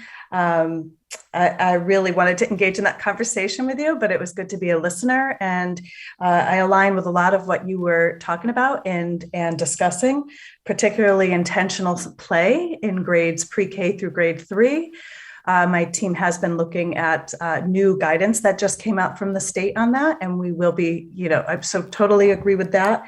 And you're going to hear more about some of our work that we're doing, and we hope to come back later. You're going to hear more about processes today, and then we hope to come back towards the end of the school year to share what some of those metrics and data is around moving student growth and outcomes. So tonight, we're just going to talk about a few main structures, academic structures that we've put into place in Holyoke over the last 4 years and things that we're trying to strengthen. I think it's really important to know, as Mayor Garcia said, that the foundational structures needed to be put in place first. Those things, both academically and structurally across the district, are really important to get right. And then you can really accelerate the learning, which is all of our goal. So tonight you're going to hear some updates around curriculum and instruction, specifically how we have provided some academic monitoring. And if you could go back to the previous slide, we're a little ahead. We're going to go over academic monitoring and supports that are in place. We will then talk a little bit about our shared decision-making process for curriculum decision-making. Where we are with assessment, you'll know that these few things did come up in Superintendent Soto's findings, and you'll see some of the groundwork that's being laid regarding that. And then we are going to share with you just some of the partners we're working with to help support the work and our teachers and students. So with that quick overview, let me get to the meat for you. So the academic department, which is comprised of district curriculum directors in ELA, math, science district curriculum lead, ESL or English learners, English as a second language, and dual language, along with math and preschool or early childhood learning. That team has established with myself included leading that team, we have established academic monitoring walks that happen twice a year. Our first set of walks happened in September within the first few weeks of school. The last 2 weeks in September through October were the first set of walks. We are looking for things like, do we see independent practice and independent reading happening during the literacy block? Is the content that the students are engaging in on grade level? Are they using grade level tasks and materials? Do they have differentiated supports so that they can access those texts and materials? Are we scaffolding their learning the way they need to? So we have three main components that we look for when we go out for walks. We align to the School Empowerment Network rubric, and SEN is a team that comes in. It's a partner that DESE has provided us, and they come in and they do an evaluation of our schools every year, and they give substantial feedback to schools. So we thought our internal process should mirror that so that we know what to expect. Our feedback and our collection also supports the relay work that you learned about a few weeks ago, or probably about a month ago now, when Dr. Mahoney and the relay team was presenting to school committee about that work in leadership development and curriculum support. And we support that by our intentional practices and structures that relay is putting into place with our leadership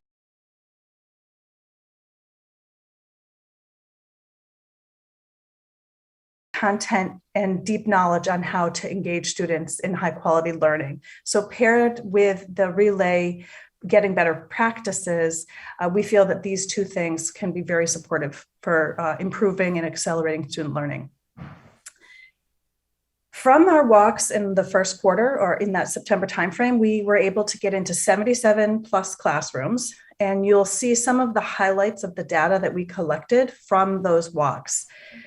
We saw that 88% of classrooms during the walks had daily objectives posted and that their work was aligned to grade level standards. Something that 3 years ago, when we started our first assessment as a new academic team coming in 4 years ago, we had less than 50% of classrooms across the district using district approved curriculum. So we have seen an improvement in that. 90% of the texts and materials you could see were district approved, which is great. And 71% of teachers observed purposely were building on prior knowledge that the students had built previously, and they were really engaging the students in their interest and in experiences that they have had in their life and incorporating that as part of the curriculum and the tasks that they were being asked to complete. So those are all really positive movements in the right direction, areas that we have to continue to support our educators in and continue to build the systems to increase.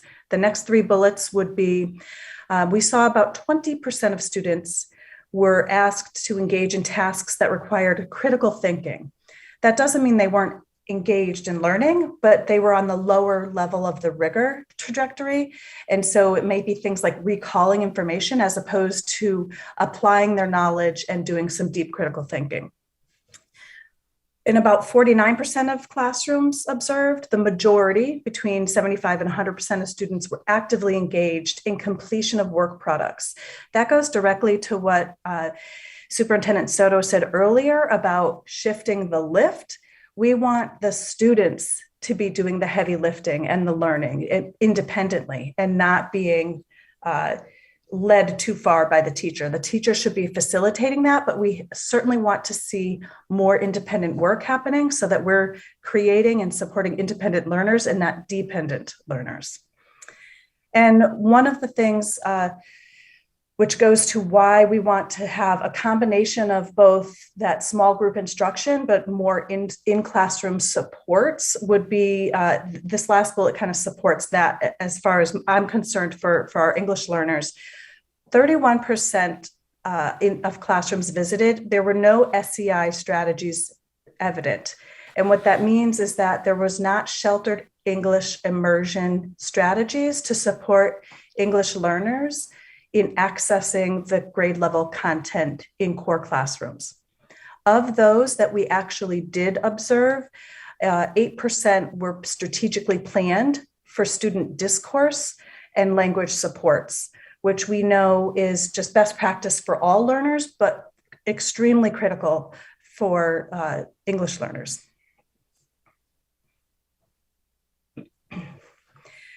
On the support side, our team meets monthly. The directors meet monthly with every principal individually in their schools. And so we don't want them to have 15 meetings every month. So we've doubled up on that. So our ELA director, Sue Huckle, who's here tonight and can answer some questions, and Annie Day, our ESL and dual language director, go in together. And so they'll focus on what's working well for you in curriculum. What are your needs? What's going well? What do you need support with? And how can we help you implement the curriculum? Let's take a look at some of your school-based data and see where things are going. Like, how are you implementing some of your tier 2 interventions? What did we see in our last classroom walk when we were here? Let's go see if we can see some improvements or support what you need. And so the agenda for those meetings are focused on the school specific needs in how they can implement district approved curriculum, how we can partner together to support continued development of the teachers so that we can build their pedagogy knowledge. And then also getting into classrooms together so that we're calibrating on, are we seeing the same things when we go in as instructional experts, and how do we build that together? We can move to the next slide. So that's a little bit about our monitoring system and our support structures that we've put in place over the last couple of years. We wanted to talk a little bit about curriculum revision and decision-making. All of our curriculum is reviewed and revised to make sure that, number one, it's high quality curriculum, that it is grade level standards aligned, that it's culturally relevant and has responsive materials that reflect our students. And we want to make sure that the materials are user-friendly for staff. And so we want clearly structured units of study and lessons so that as an educator, our time could be spent internalizing those lessons, really understanding the students in front of me as a teacher, and saying, here's how I'm going to map out and implement this particular lesson, knowing the students in front of me. Those are the three things that are most important for us when deciding to either keep or revise curriculum. We can move to the next slide. Here's a quick graphic to just show you what that decision-making structure looks like. First and foremost, we ask, does our current curriculum meet the minimum requirements? And those are what we just talked about, or what I just explained to you. Grade level standards alignment, clearly structured lessons and units, and culturally responsive and engaging materials. And can our students see themselves reflected in the content and in the resources we're using? If our answer is yes to those questions, then no revision is needed, and we continue to support lesson planning and implementation of curriculum through professional development and coaching with teachers and leaders. If we answer no to any of those questions, then we have a revision that's needed, and we assemble a team of teachers, expert teachers or coaches, along with classroom teachers. We have a committee that we review and vet a few different high quality curriculum materials, and then we would ask teachers to kind of dig into those. We might run small pilots, ask them to review the resources, give their feedback, and then we make a recommendation for change. And that's when we would move into planning for implementation.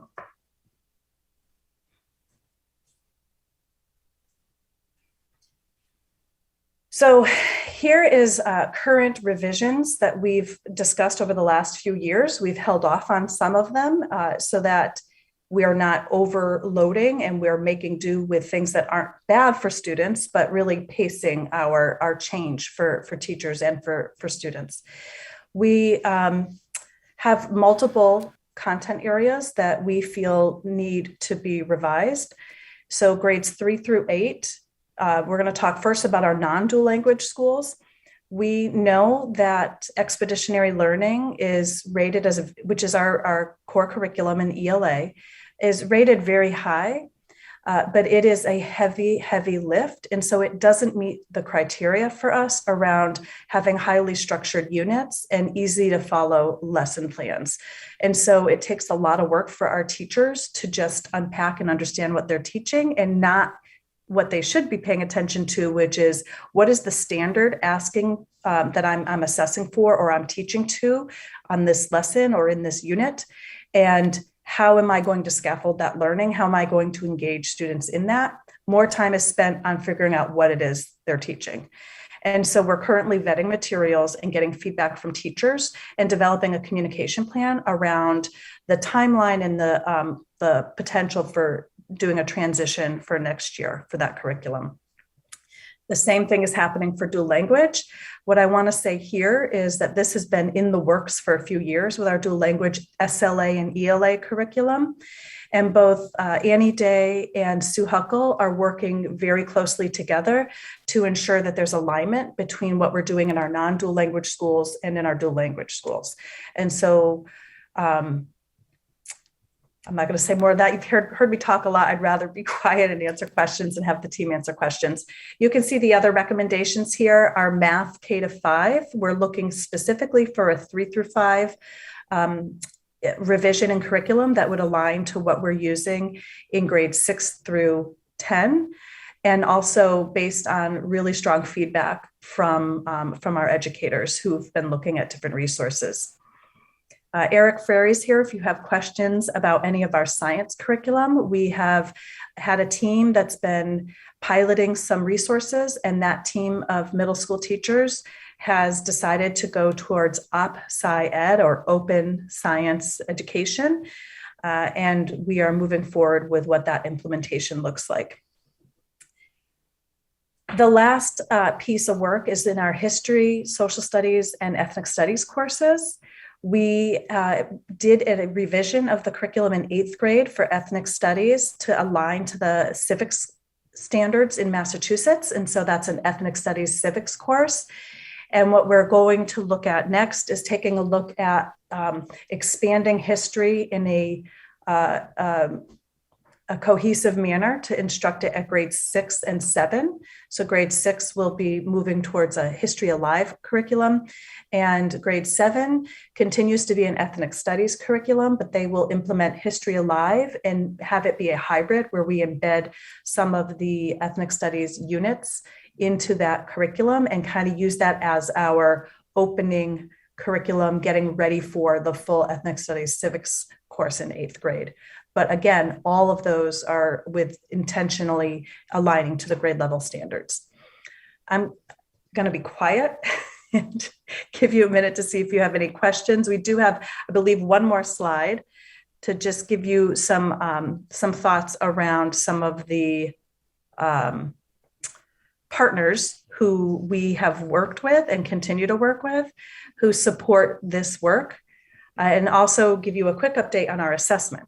Currently, we have quarterly assessments, and we're in planning. We've been in planning for next year for a few months now. We have our assessment dates set. We are vetting some standards-based assessment systems to determine which assessment company is a best fit for our needs as a district and can work within some of the parameters that we have. We've had a team of the directors, some of whom you'll hear from today and answer some of your questions.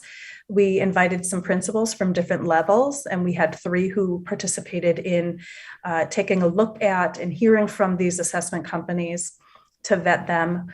We had the executive directors of school leadership and the data team as well. Our goal here is to have a decision by the end of March. We actually had a meeting today and we said by March 16th, we will have a decision on which assessment company we will partner with to meet our goals. And then we will have that ready for implementation in August. That is an effort to have timely data that we can access and use to drive instruction. First and foremost, it has to be user-friendly for teachers, and then it has to be easily accessible and communicated well with families, so we understand, they understand how their children are learning, can ask us questions on what we can do better in the classroom, and just so they can see the progress that their children are making, which is first and foremost. And then secondly is how do we use and track that data at a district level and be able to bring that information to you, use it internally for our district level planning as well as the classroom level planning.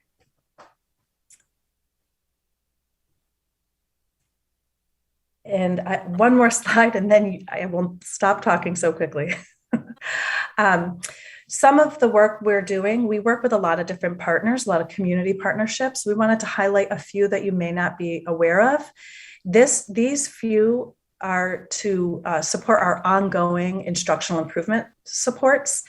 And we're really focusing on how we continue to grow content expertise and develop the systems that support teachers in building that expertise and then in implementing best practices with students. So you've heard probably in the past around our multi-tiered system of supports or tiered instruction or MTSS. We have a focus on improving that system and that framework for specifically multilingual learners.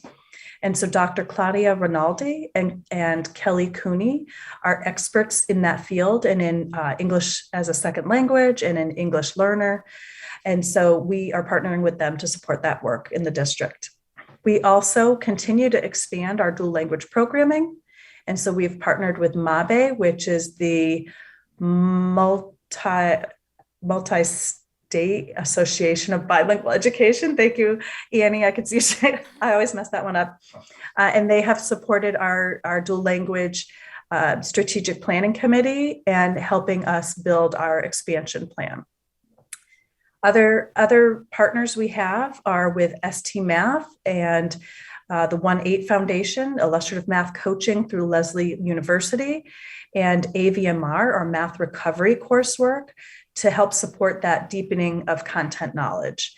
And then for literacy, we have partnered with Crafting Minds, specifically Melissa Orkin, to provide training to our interventionists, our literacy coaches, as well as some of our K-2 staff in what structured literacy looks like and how we can improve what our current instructional block looks like at the early levels.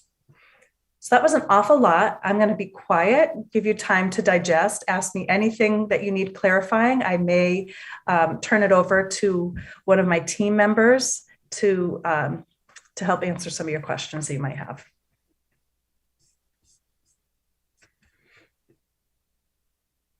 Thank you very much, Mrs. Zanier, for the presentation.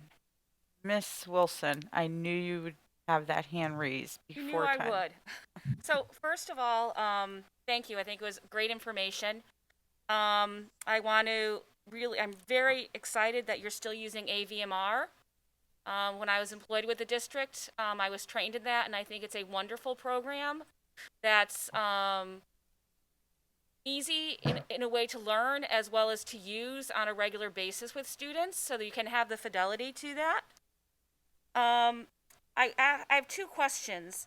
When you were talking about choosing for the quarterly assessment, are you having teachers involved in the decision making? Because, well, let's be honest. When I was here, there was not a lot of teacher love with using ANET.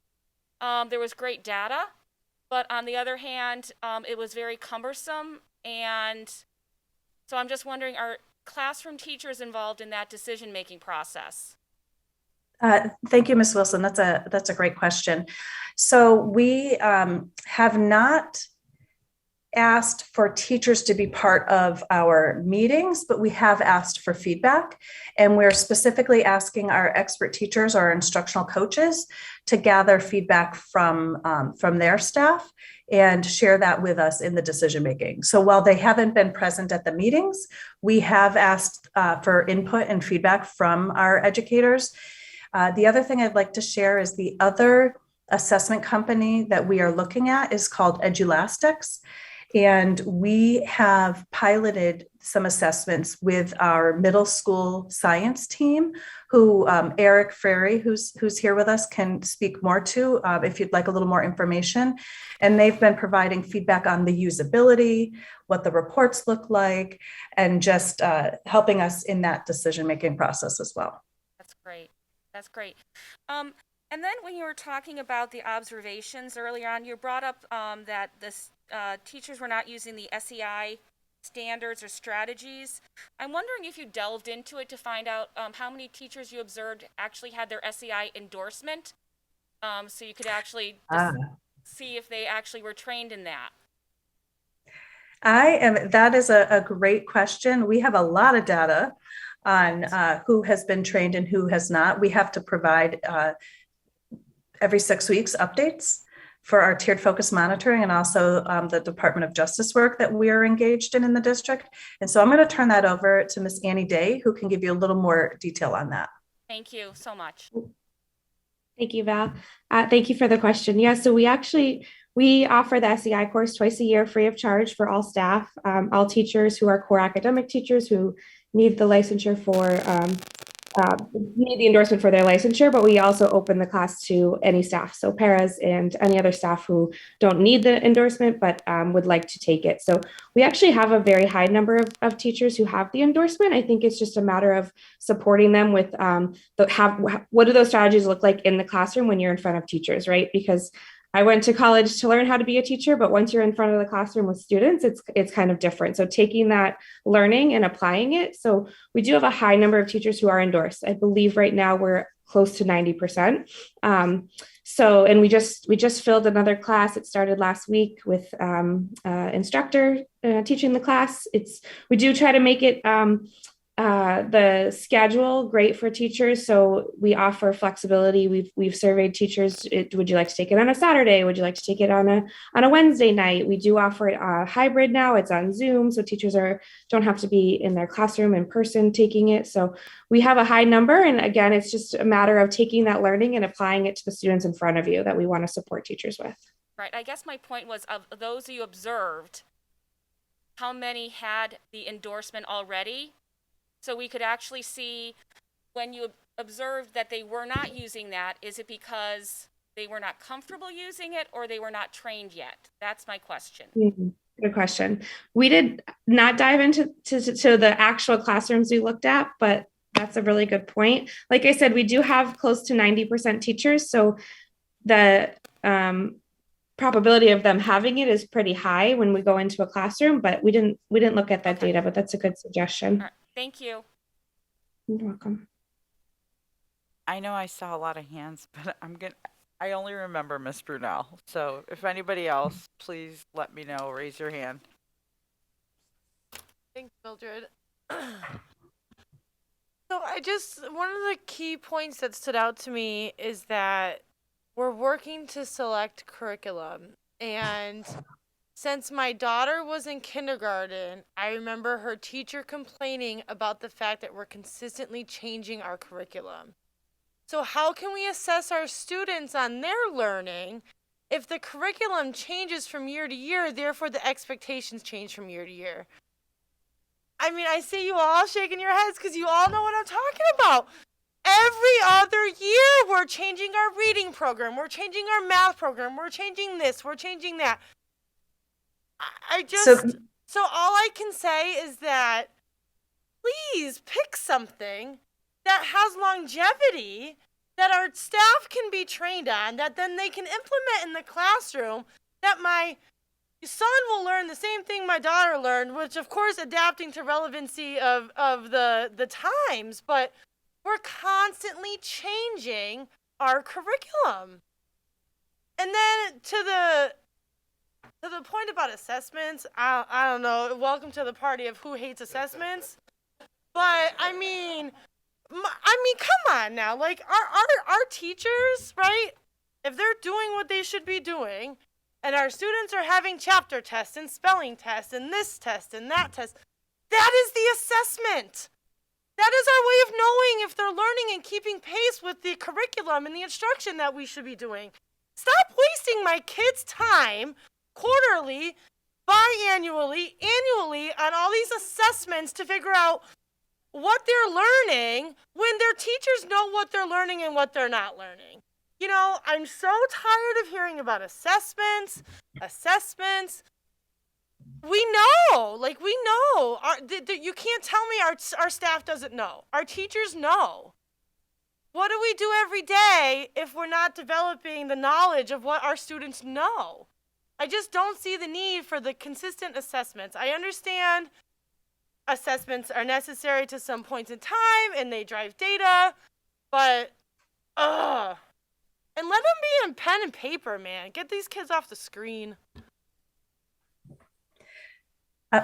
Thank you, Ms. Brunell. You are always very passionate, and I appreciate that. I'm not sure there was a question in there, but I do want to make a comment that the 4 years I've been here, we have had the same math curriculum in place. We only started to look at a revision in math curriculum based on teachers' feedback around a curriculum option that had a better Spanish translation to it, which was more authentic in a teacher's voice, more authentic to how she, as a native Spanish speaker, would teach the curriculum. Uses language that is not specific to just one curriculum, and so it's more transferable for students. And I also want to say that we have not made any change in grades 3 through 8 ELA in the 4 years I've been here. And that change is also being considered based on teacher feedback around the usability of the curriculum. I 100% do not want us making change all the time. We have to stay the course and be focused. We have done that for 4 years with the ELA curriculum that we have in place. And it's time for us to make a shift and listen to what the teachers are asking for. And our data in the classroom walks that we do, along with the relay work that's happening, does indicate that that needs to happen. And so I appreciate that very much. I would love to have the conversation around assessment another time. We certainly don't want to over-assess our students. And we certainly want to support our teachers in implementing assessment while also being able to gather that information so that we as a district know how to support them. We will not put in place assessments that are in addition to, but rather should replace an assessment that was being done during that time frame, so that that information is being used by the teachers first and foremost. It's not, hey, you have a unit test this week and you also have a quarterly assessment, go ahead and do both. No, it would be one over the other. So we would want to replace and not do additional two. So I do understand and appreciate that balance that you want us to strive for, and we are in agreement with that as well. Thank you. Thank you. Ms. Burks. I'm going to say I have to agree with everything Erin just said, but I'm going to ask a couple additional questions. So we're saying that we're changing the assessments and we're changing how we're doing things because it's based off of teacher feedback, correct? But a teacher's not part of your group. The curriculum is being changed based on teacher feedback, or they are a part of that, correct? But you have no teachers as part of the core group making these decisions. I think that's... For the curriculum, we do. We do for the curriculum 100%. Oh, I thought you said it was based off of teacher feedback and surveys. That's how you guys were making these changes? No, we have teacher teams who then ask additional teachers who are not part of the team for their input as well. For the assessment piece, we have had a few conversations and will continue to engage with the TAG team and let them know what's in the hopper and get feedback. But that is where we don't have a separate, you're correct, Ms. Burke, we do not have a separate assessment team with teachers on it. However, we have expert teachers who are teachers, and we are getting their feedback. And then they are asked to work with their teacher teams in the building to get additional feedback for us to include in the decision making. So with all due respect, I believe that teachers need to have a seat at the table. I understand you're saying the expert teachers, but I've spoken to a bunch of teachers that one of their biggest complaints in regards to assessments and the constant testing and the changes in curriculum is that they went to school to become teachers, and they're having to have their kids sit in front of the screen, as Aaron put it, to do assessments and to be tested and to get their learning time, instead of using our teachers to do what they're supposed to do, which is teach our kids. So for me, that's an issue. But again, not having teachers across the board that are actually in the classroom. I'm not talking about the expert teachers, because the expert teachers are a support to our teachers. We need actual teachers that have their boots on the ground as part of these groups, making these decisions and talking about these changes. Those are the ones that are going in and dealing with it day after day.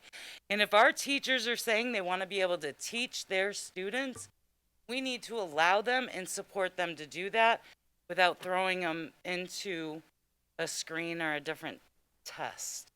So those pieces are concerning for me. I think that that's something that we need to focus on more as a district, and having the people that are actually doing the work being a part of creating the change versus the people that are, in a completely different building. You going in and spending 5 minutes of your time does not really capture what our teachers are doing all day, every day. Yeah, Becky, and I think I heard Valerie say a couple times that the expert teachers are getting feedback from teachers in their building and bringing it back. Feedback and having them be a part of the teams and the groups and the discussions that are creating change. Having a seat at the table is very different than having just feedback that is telephone line that could be a perfect example. How you wrote your statement earlier is not how I took it. So in how teachers are speaking and how that expert teacher brings it back to the table could be implied or interpreted very differently. And that to me is where we have a lot of our breakdown, and where our teachers are frustrated, and why we don't have the teacher retention we should. Because they need to have a seat at the table. Right? It can't always be the expert teachers or, Valerie's group. It can't be the people that aren't doing the work. We need to hear from the workers, themselves. I hear you. They're the experts. So I think that this is a really easy thing for us I appreciate your feedback. And what I wrote down while you were talking is that we're going to call a meeting and open it up to teachers around sharing what the assessment plan is for next year and getting their input and feedback on. I will say that this is a practice that we typically use when we chose what literacy screeners we were working with and how we were training staff. Teachers did have input. So I thank you for bringing that back to the forefront. And what I'll do as a takeaway is make sure that we're calling a group of teachers together and getting some input. I will say that the TAG committee are all sitting teachers. And so they have been one of our sounding boards as a district. They gave us input on our calendar, and And it's a process that we use, Ms. Burks, where that team, and this would be similar with the expert teachers who are based in the schools, they're not sitting in an office somewhere, they're in the buildings. But we have used the tag committee to say, hey, here's the calendar, for instance, or here's what we're thinking with assessment, for instance. They then, with the calendar, went back to their schools and got input from all of their teachers and gave that back to us. So that was the process we were going to use for the assessments. But I hear you and agree that being at the table is a little bit different. Although I will say the calendar was revised based on that feedback we received from our staff. I will certainly work to get a meeting and open it up to teachers so that they have a live input session and we're hearing directly from them.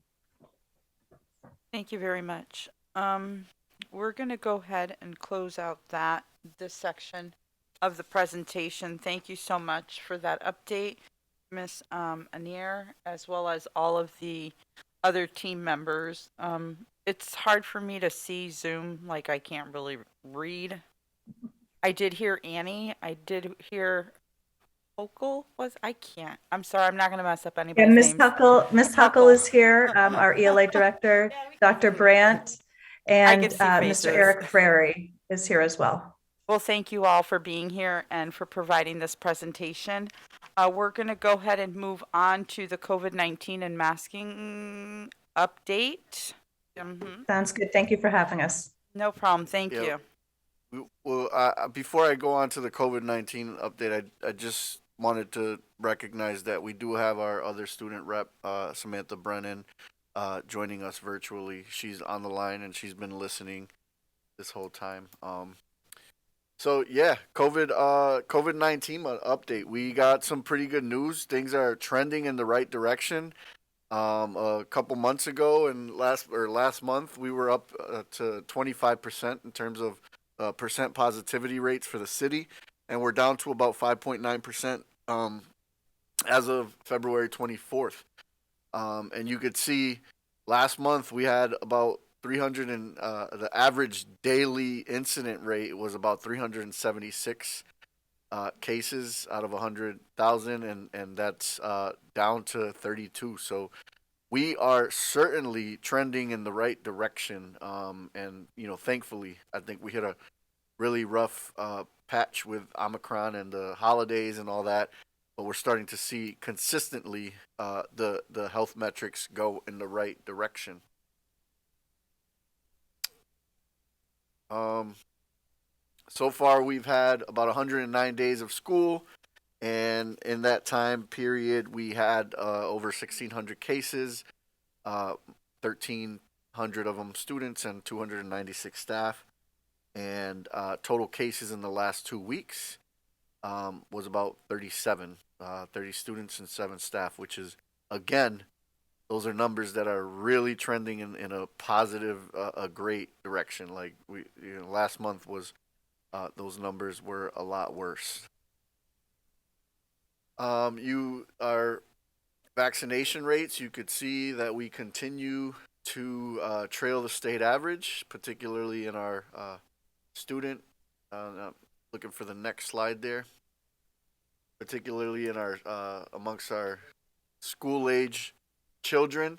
So you could see that ages 12 to 15, Holyoke's vaccination rate is about 51%, and ages 5 to 11, it's 26%. And the state average for both of those groups is 74% and 44%. So we're well behind the state average, but those numbers look a lot better than they did a few months ago. We've been doing a lot of clinics and, doing a lot of working with the Board of Health to really message opportunities for staff to get vaccinated. But, unfortunately, we still trail behind the state average. Our nursing team is still is collaborating with the Board of Health and Archipelago Strategies group, and basically we're helping assist in a campaign to try to educate people on the vaccine and hopefully that will help our vaccination rates get closer to the state average. This is something that the Board of Health and Sean had approached us. He thinks that the measures that we've had in place and the opportunities that we've provided for our families to get vaccinated and our students has been great. So he wants to make sure that the school and the Board of Health are partnering together to just educate the public on the vaccination process and opportunities that we have available across the city. We have been going down, like I said, for the past couple of weeks. We've been trending in the right direction in terms of number of cases.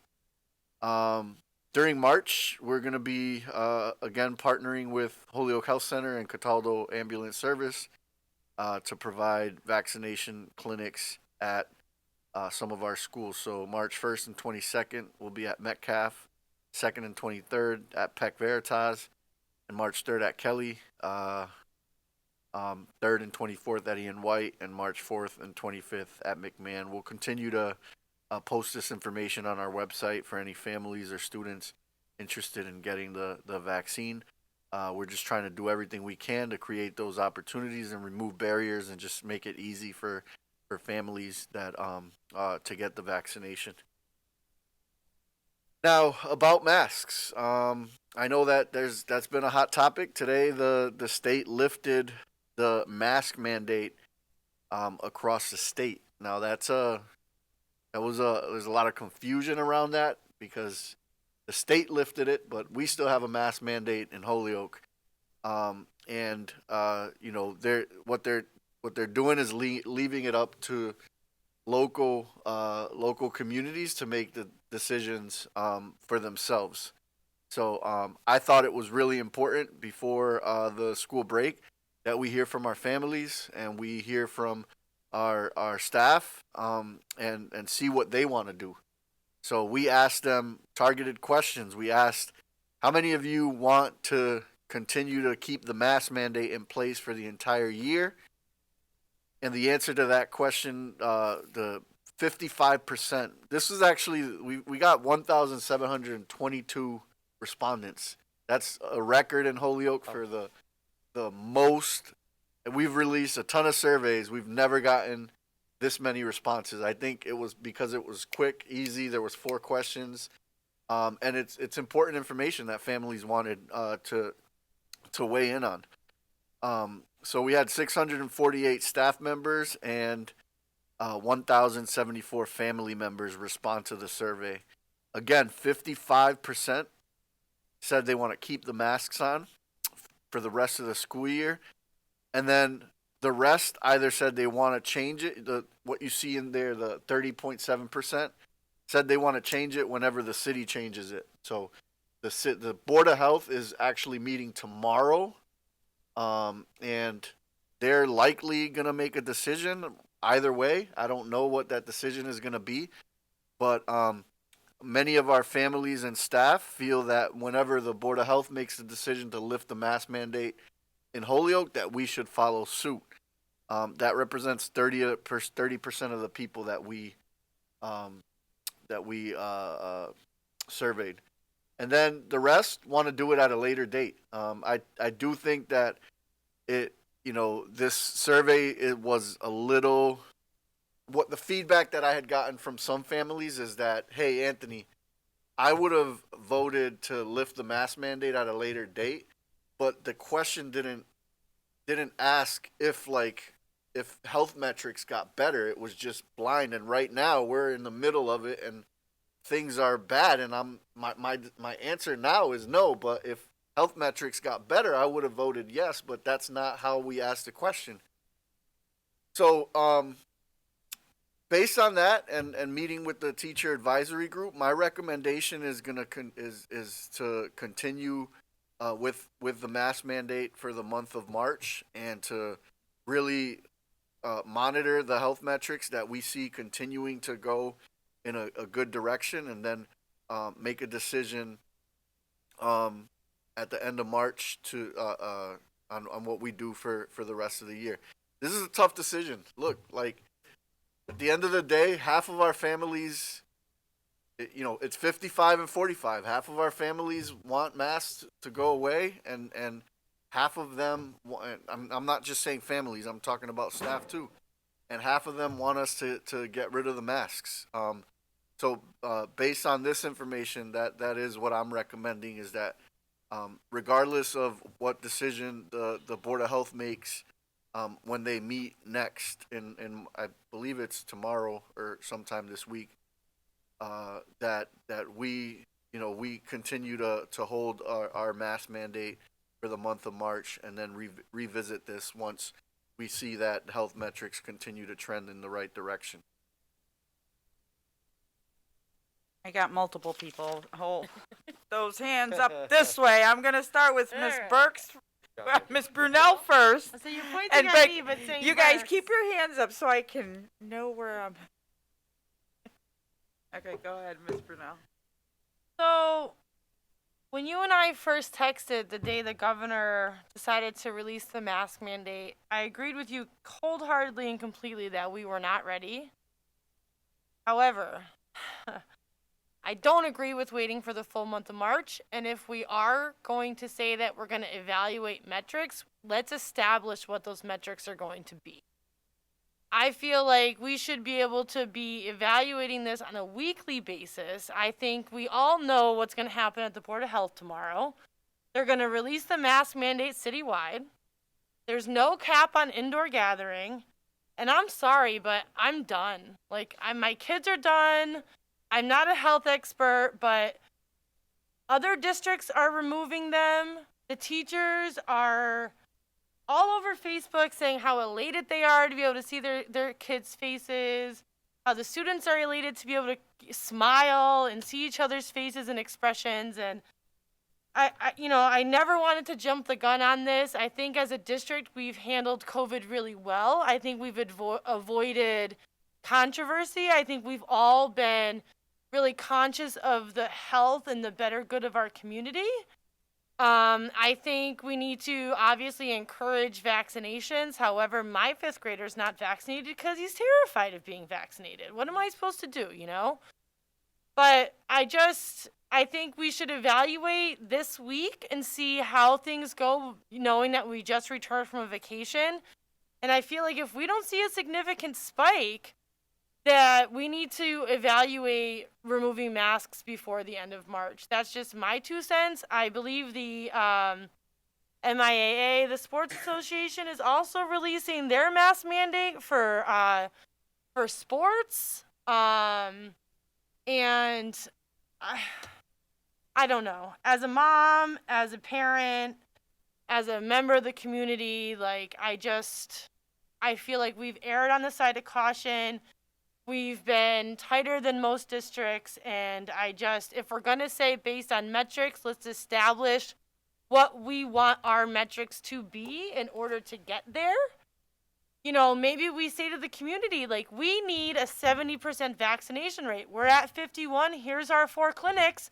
If you get us to that rate, we're ready. I don't know what our metrics want to be, but we have to establish metrics other than just say, we'll continue to monitor the metrics. Because I know I'm done fighting with my kid every day about masks. There's social, emotional benefits to finally getting to that next step. So that's my 2 cents. I have a feeling everybody wants to comment, so I won't keep us too long. Yeah, we do. Thank you, thank you, Miss Brunel. Miss Burks. I guess for me, I'm kind of on the fence on this.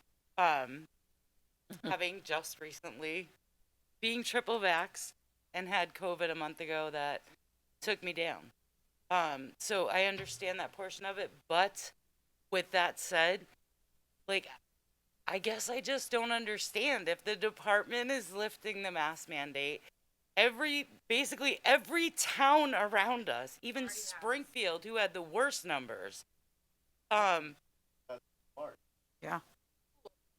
in the schools, they're lifting their city mandate. But I just so I guess even working in the medical field, I'm kind of perplexed as to how we're protecting people. So if everywhere is lifting the mask mandates and people are going without masks, but yet we're only limiting the kids and the staff in the schools, but the second before and after, it's free willy because all the mask mandates are being lifted. So I don't understand how we're protecting them really. As long as we keep like the air purifiers and stuff in place, like I think that's a good thing. And I also think it'd be a good thing to meet people halfway where if people aren't comfortable taking off your mask, don't, and we support you. So I'm kind of on the fence, but I still like it's not making sense to me when we have the St. Patrick's Day parade coming, for instance. Right. People are going to be everywhere. Yep. We're going to have our kids masked in school while we have thousands of people lining the roads unmasked. How are we protecting our kids? Because I think I just don't understand how the hours that they're in school with a mask is how that's protecting them when every mask mandate's getting lifted and they're exposed 24/7. We're not protecting them for those few hours they're in a building. that's part of the reason why schools have proven to be the safest environment, because we've had these protocols in place. But when they go home, when we look at these are facts. This isn't opinion. Like, this is an opinion. like Fact. COVID, people were getting COVID in the community, bringing it into our schools, and there was minimal spread, very minimal spread. In terms of, and by and large, when you look at across the state and even in Holyoke, the amount of spread within the school and people getting it out in the community, part of the reason is because we had those safety protocols in place. And look, I feel strongly, if this were just solely up to me and if you were just basing it on my opinion, I don't want to have a mask mandate either. But I don't want to make, I surveyed our families and 55% of them in our staff. Shouldn't this be a discussion with the Board of Health as well, though? It is. No, but I'm saying, if we're gonna make the decision until the end of March, so the Board of Health is actually saying that he thinks the schools should stay masked till the end of March. That's the recommendation from the Board of Health. The Board of Health is not going to. He thinks that is a wise decision and wouldn't disagree with it, but they also err on the side of caution. When you ask why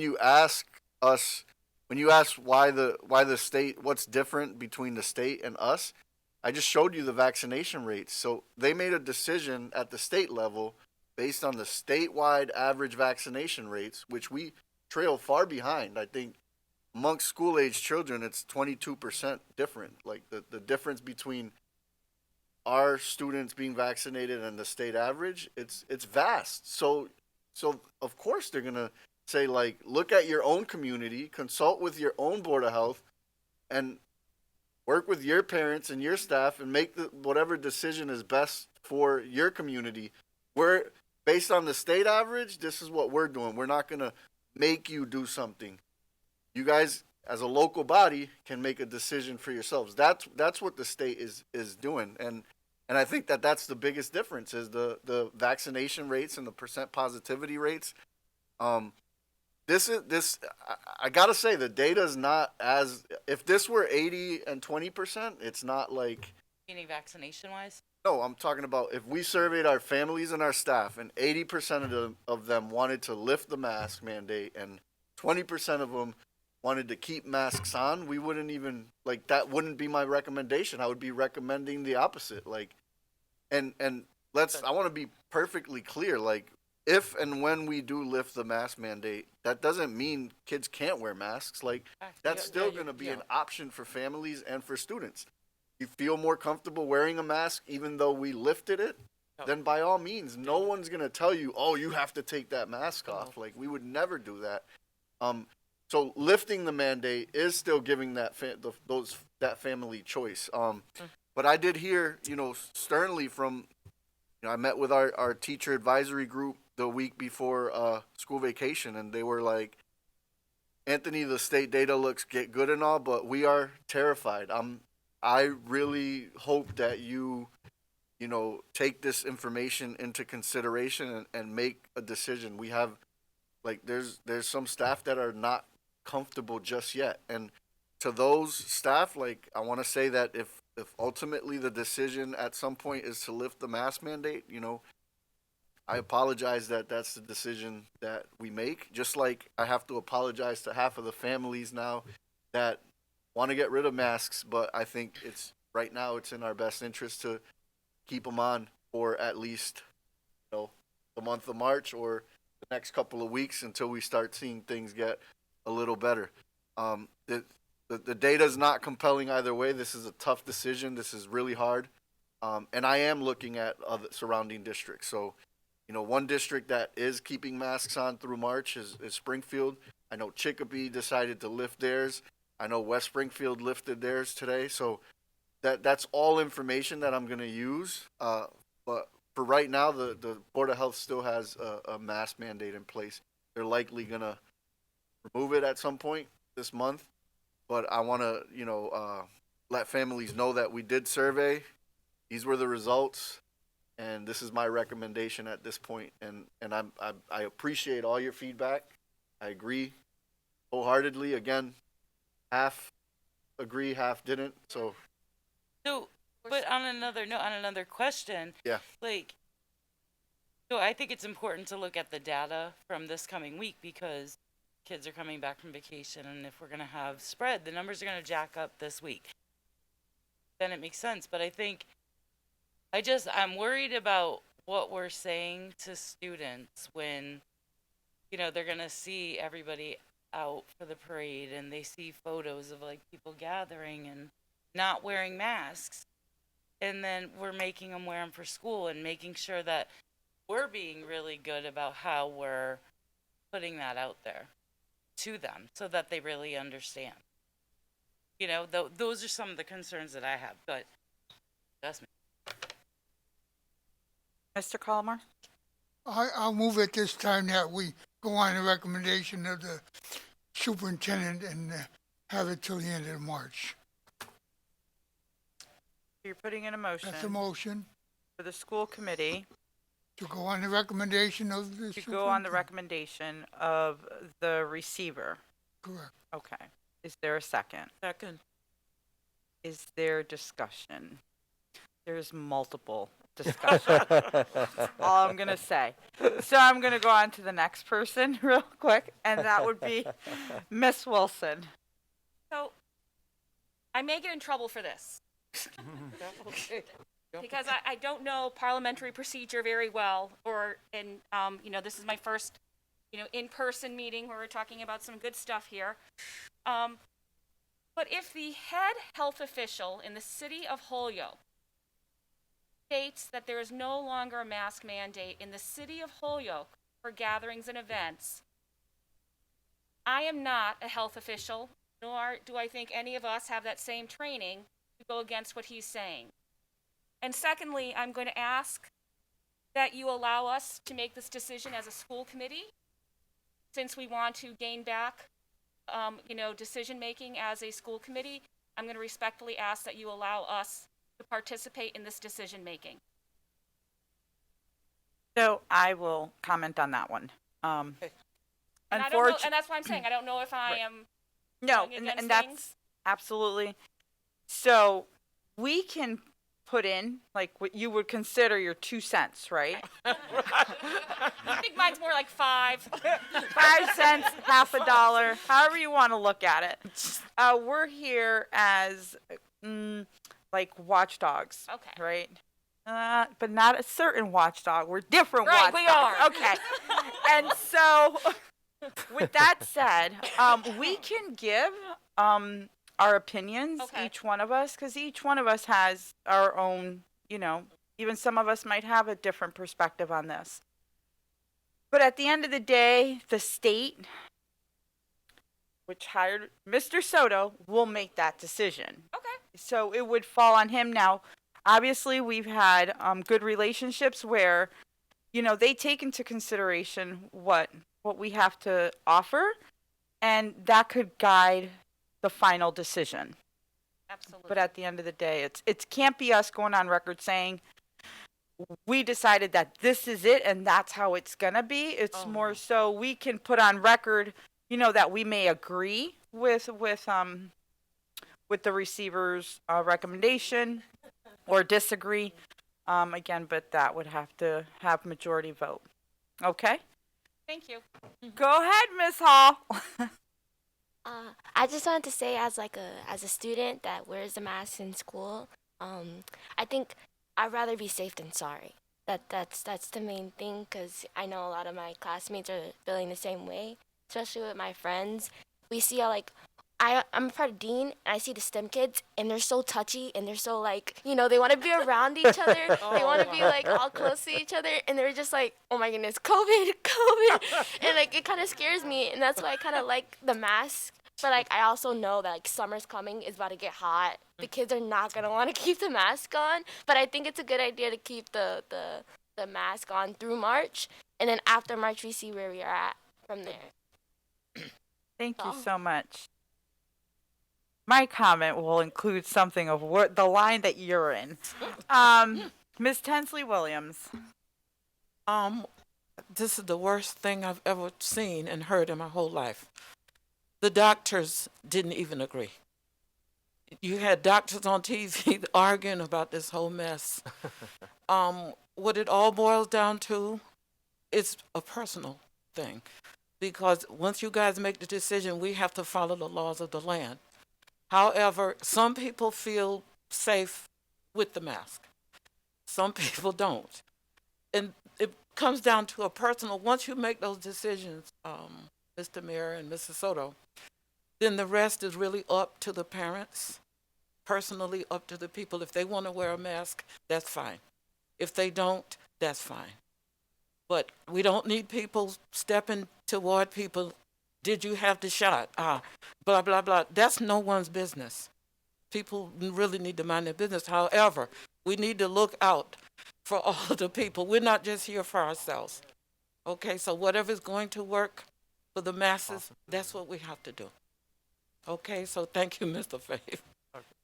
You're going to respond to that?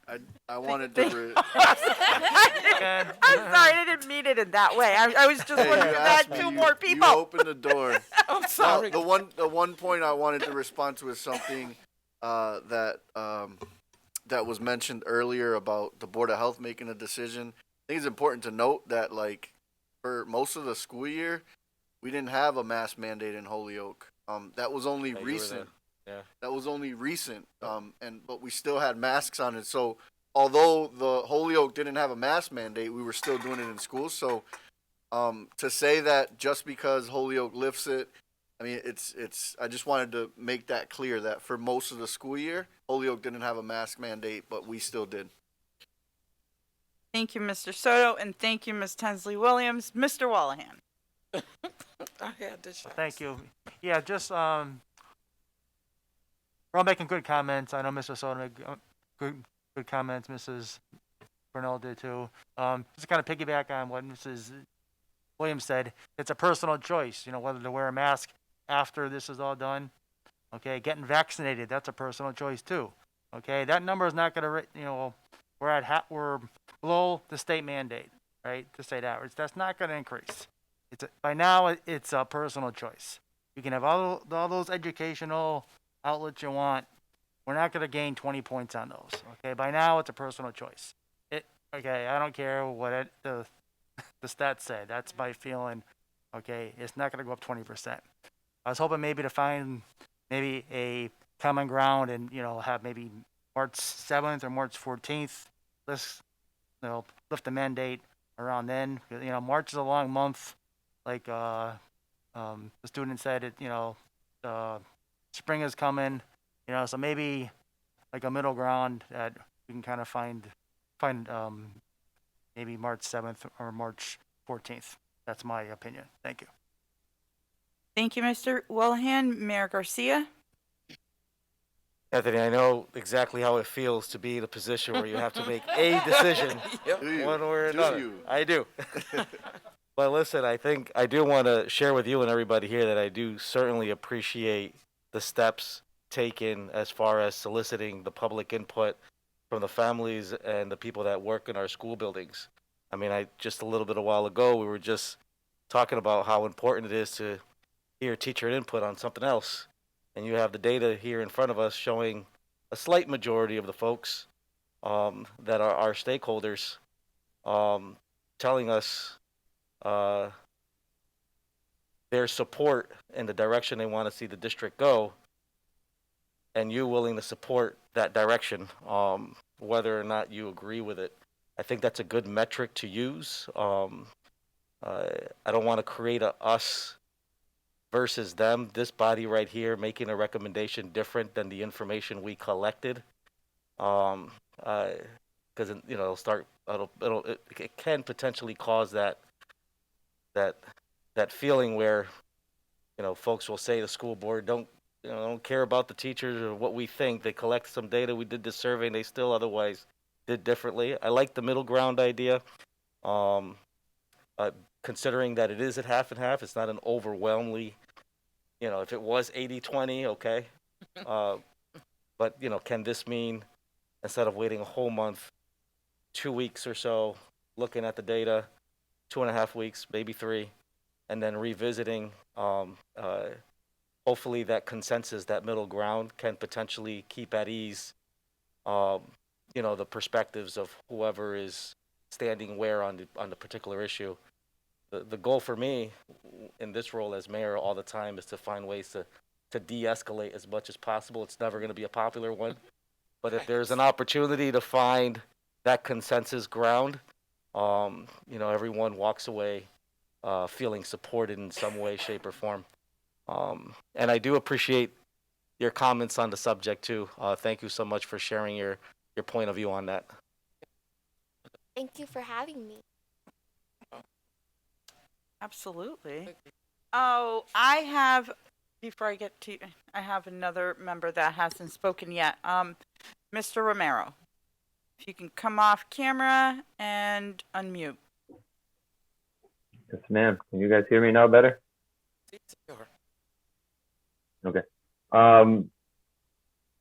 My statement is, I'm not done yet because I'm still alive, and I see you guys are still here as well. So I mean, masks did help somewhat. I mean, they're not God, so they're not gonna save you from everything. But I mean, I think they did their part in our situation. And like Miss Williams said, we're not capable of just going around and just poking people with the vaccine. We're not gonna force people to wear masks. But I'm thinking our area where we can help out is air filtration within the classrooms. That, I think, is our best way of combating anything that comes our way from that we can't see, because I mean, this really came out of nowhere. We were fighting an invisible source here, and I mean, we did as best we could with what we were given. And I think moving forward, air filtration should be a thing we pay attention to, and that's just my 2 cents. Thank you, Mr. Romero. Ms. Brunel. So I was thinking about something, being that I don't know if I'm the only one on the committee right now with a kid in K to 12. You have a kid K to 12 right now too, right? Yes, I do. Have 2 of them. Oh. Yeah, Same here, I got our 2 of them. mayor does, and they go to my school. That's not really the point. But 22. the reason I was thinking of it is because maybe it is too soon to just go straight to like no masks, but what about like distance? Like, can my kids stop eating at a desk in the cafeteria? Right? Like, can they? No. Why not? Because the Let them state has not socialize. changed Not yet. that guidance. The only thing they changed in their guidance is taking masks off. They did not change the social distancing requirements. They didn't change anything else but that. Do we have to obey state guidelines? No, I'm dead serious this, you guys. My kids complain every other day about the fact that they cannot socialize in the lunchroom. They can't socialize in the lunchroom because they have to sit at desks.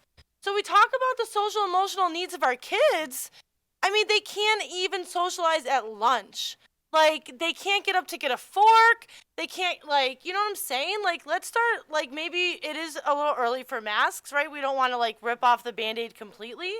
But, like, honestly, do we have to follow all of the guidelines from the state regarding distancing? I would love nothing more. I mean, our kids sit next to each other on the bus.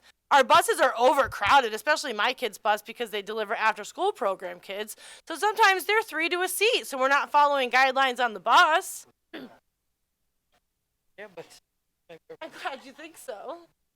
Okay, Mildred. No, but really, like, what is lunchtime like, right? Like, y'all gotta, I don't know if you guys have to social distance here like they do at my kids' school, but I think it's crazy. for the mask, like for us, like we have like in the cafeteria, it's normal, kind of like we still have to keep our mask on, but like we're not.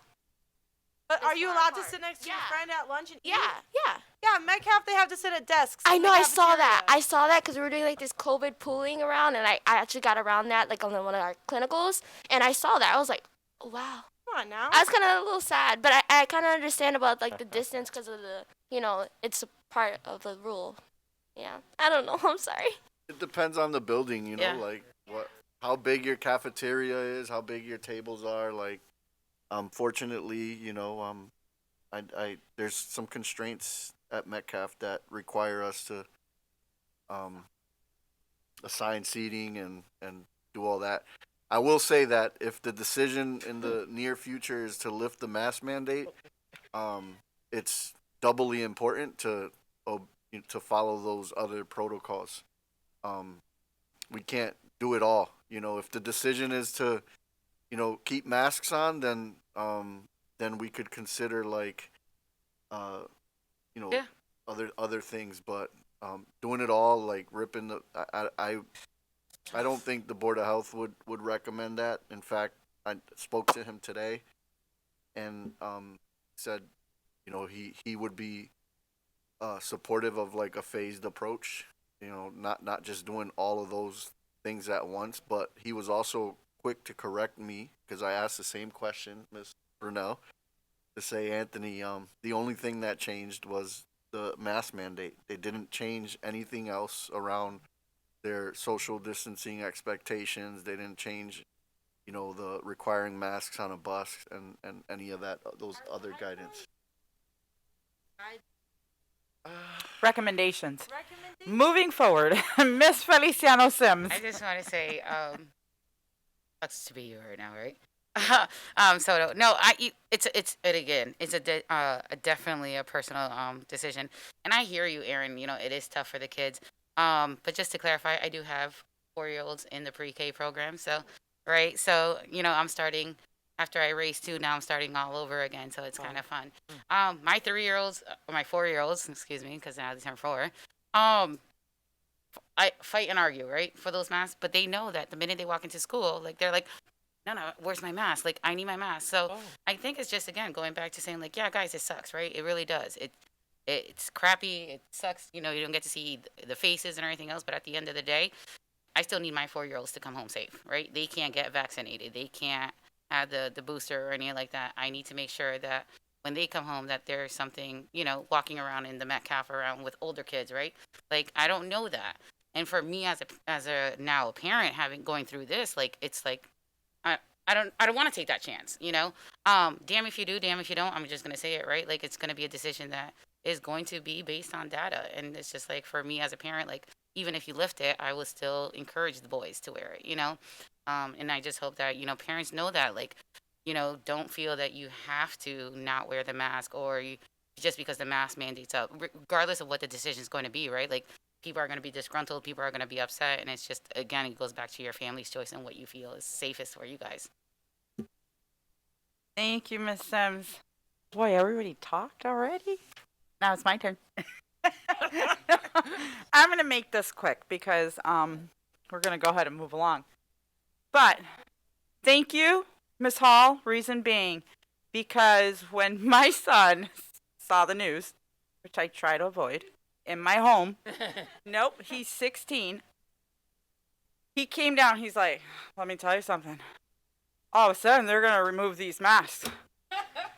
I am not dying of COVID, so I am wearing my mask. And I was like, to my husband, Sam, we did a good job, didn't we? Overall, here are adults fighting, okay, across the country about the use of masks, right? And how it affects their child. But yet we fail to ask our child what makes you feel safe. Okay? Yep. So at the end of the day, we can educate on the risks and benefits of the use of the mask and the non-use. It is up to the person to determine you want to go ahead and take that risk and then suffer the consequence. Lord forbid that may happen to you. But if that's your choice, that's your choice. I work in healthcare. I see for myself, I saw it throughout the pandemic. I work 7 days a week. I've been frontline watching patients die. It's nothing that you can't ever change. You just learn how to cope with it in a sense so that you don't break down, because at the end of the day, you have to stay strong to continue. Right. Okay? I see the effects that it has. Now, I'm not one that's going to push that on you. It's the same with vaccination. I've had all 3 doses. One lady, when I was on my 2nd dose, she was already on her 4th. Don't ask me how, but apparently she was going around collecting injections, okay? She wanted to be super vaccinated, right? Oh, yeah. But again, that was a personal choice for me. And I asked my 16-year-old as well, is this something you want, right? And I educate him in the manner that they can understand it as to the importance of it and what may be the risk, what may be the benefits of it. You make that choice. I'm not going to impose that on you either. We got to start listening to our youth. We tend to always say that we make the right decisions for our children, but at the end of the day, we stop listening. We listen to others. So stop doing that. Listen to them. If it's not hurting them, then let's not butt in, okay? Is it important to continue the mask? For right now, maybe so. You know? Yes, are they probably going to be off and everybody's going to be enjoying it at the St. Patty's Day parade and road race? I know, because they're right in front of me at my house every year. Even if we still had the mask mandate, people don't follow it. That's true. To this day, I go into the stores here and people are walking in without a mask. So it doesn't matter whether you have it or you don't have it. Again, it's people's choice. I personally agree with Mr. Soto. We have to listen to our families. This is what the majority are saying. We may not like the decision, but we ask to include them in it, so we have to respect it. Yeah. Okay? It can always be looked at and reviewed. So with that being said, and Mr. Collimore's seconded motion on the school committee going on record as agreeing with Mr. Collimore's recommendation. My You just aged him a few years. It's been a long night. There you go. He's a Collimore Soto.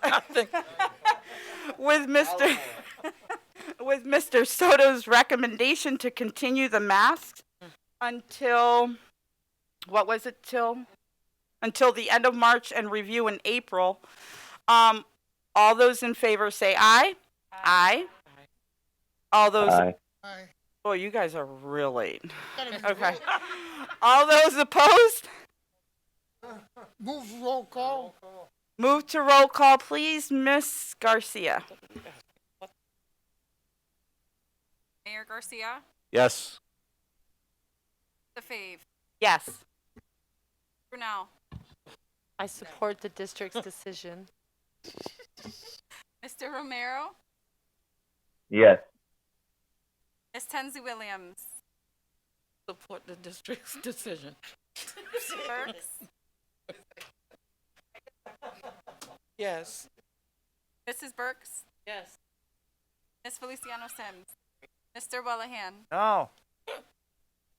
Mr. Callamore, Yes. Miss Wilson, Yes. and Cheyenne Hall. Yes.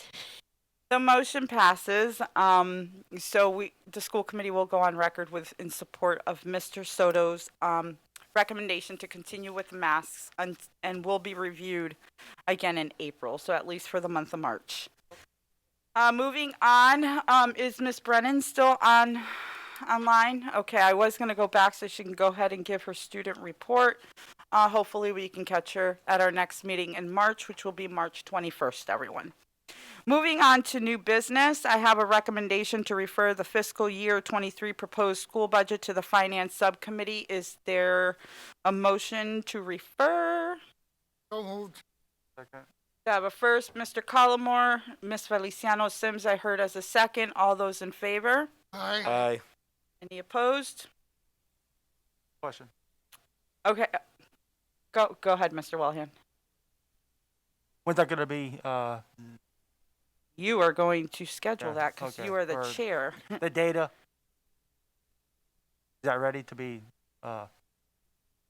Yeah, we'll be ready for a presentation. We don't have a balanced budget yet. Yeah, We're right yeah. at the beginning of our I know budget that. development process, but normally at this stage in the process, we let the committee know what the process actually is, what the to expect, estimates, the yeah. dates, and our Chapter 70 numbers and Yeah, all that. yeah, And okay.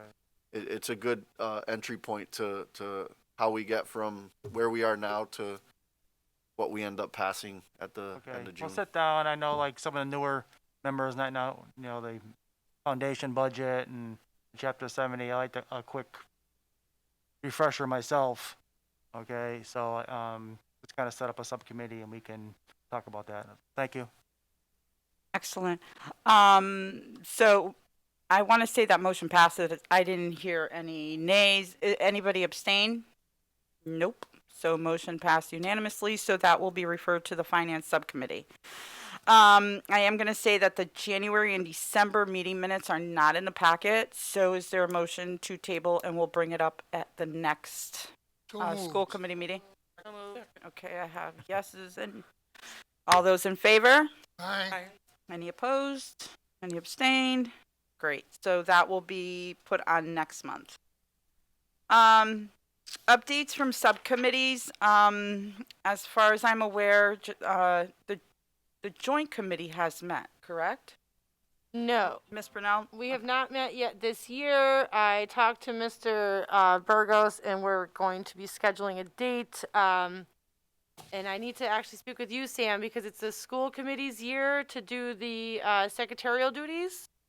Okay, so I'm Rotate. going to interject. I'm going to interject on that. From here on out, each subcommittee will have to assign either someone in their committee or ask someone else that may not be on the committee to be the note taker and serve as the secretary, and then you will be submitting those meeting minutes. So the admin for city council does it for them.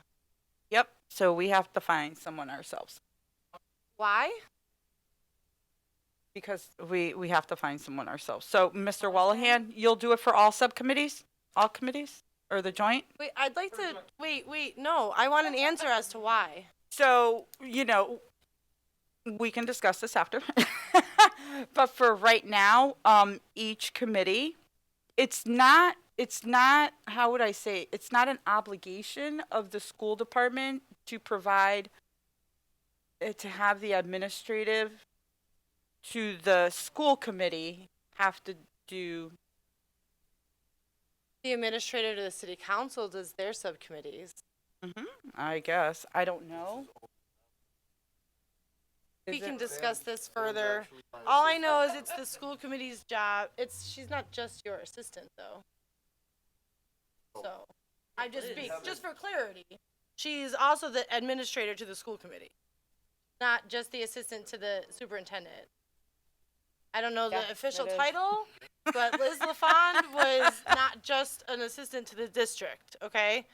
She is also assigned as a staff member, if I'm not mistaken, to the school committee.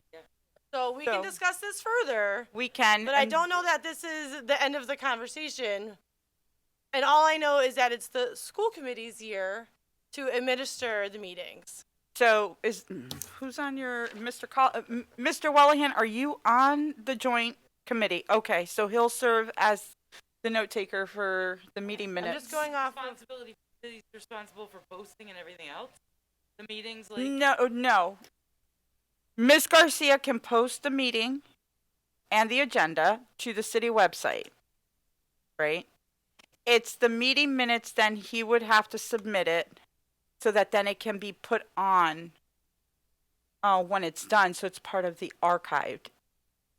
I don't recall what's LaFawn when I was on the board on any subcommittee meeting. What about the city council school committee one? She went to the joint committee. She went. She went to the was joint always in committee. City Hall. She did the notes, did everything. I think and it's then no, but just but that this one. one in particular is the one. Like even though the school committee didn't have subcommittees, Yeah, this one that's remains. I think I was So I thinking just about want every sub- no, but this one in particular is the joint committee between city council and school committee. Yes. I know we didn't have. We had. I mean, I feel like I remember Liz at the budget subcommittee meetings, but I could be wrong. But something to be worked out. All I know is that Jeffrey Anderson Burgos made sure that I was aware that it's the school committee's year to be responsible for the secretarial duties of the meetings. So I don't know who's going to be taking minutes, but we'll figure that part out. Mr. Wellahan. Just for one. Okay. Just for the first, I believe, was what I heard. Telling you that fact. Right. Okay, so what we'll do, so we can move along, is I will look further We'll into figure it, that part out. and then I will get back to all of you. Thank I you. will let you know when the meeting is scheduled. Do you want me to do the school building committee while I'm talking? Yes, please. Okay. So it's not officially a subcommittee meeting or a subcommittee, but an update on the school building committee. So everyone is aware we're meeting again this coming Thursday. The more support and attendance we have is always appreciated. It's a Zoom meeting still. We do not meet in person yet. Maybe that'll change soon, actually. Maybe we can work on figuring that out soon. But as of right now, we still meet on Zoom. So the meeting is this Thursday from 6 to approximately 8 o'clock. As I hope you're all aware, the city council did pass to fund the feasibility study. So that is one step in the process of getting the MSBA to actually accept us into this process. We're not officially there yet. We're hoping to be able to be on their April meeting agenda if we can complete our work within the next month.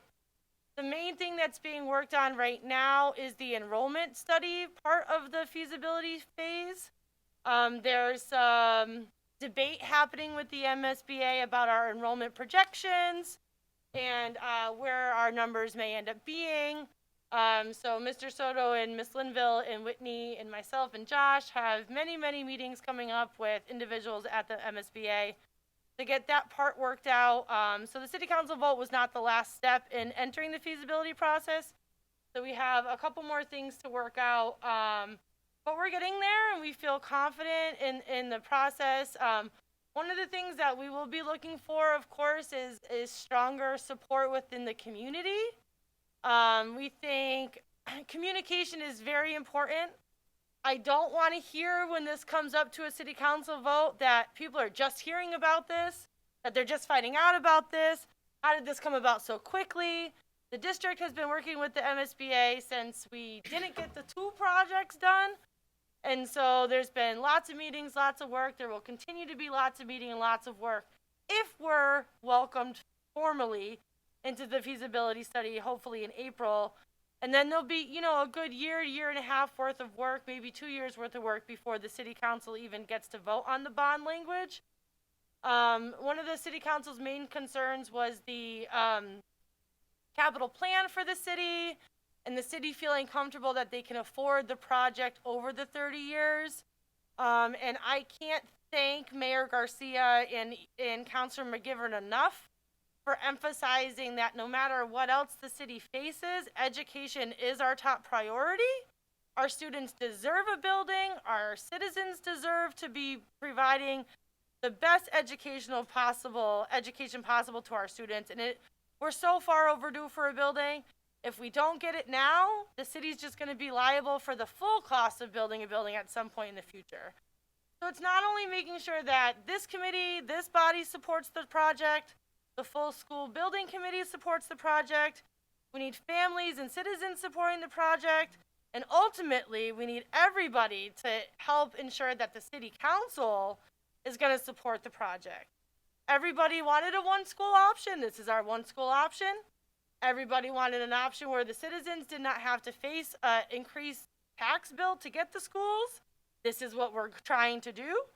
So now we have to get the city council to realize that no matter the financial position of the city in 5 years, 10 years, 20 years, that education needs to be the foundation.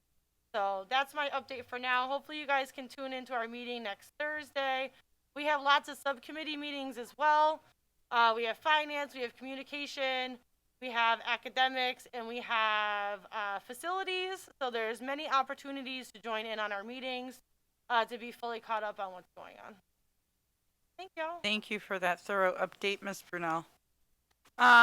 Diversity, equity, inclusion has not met.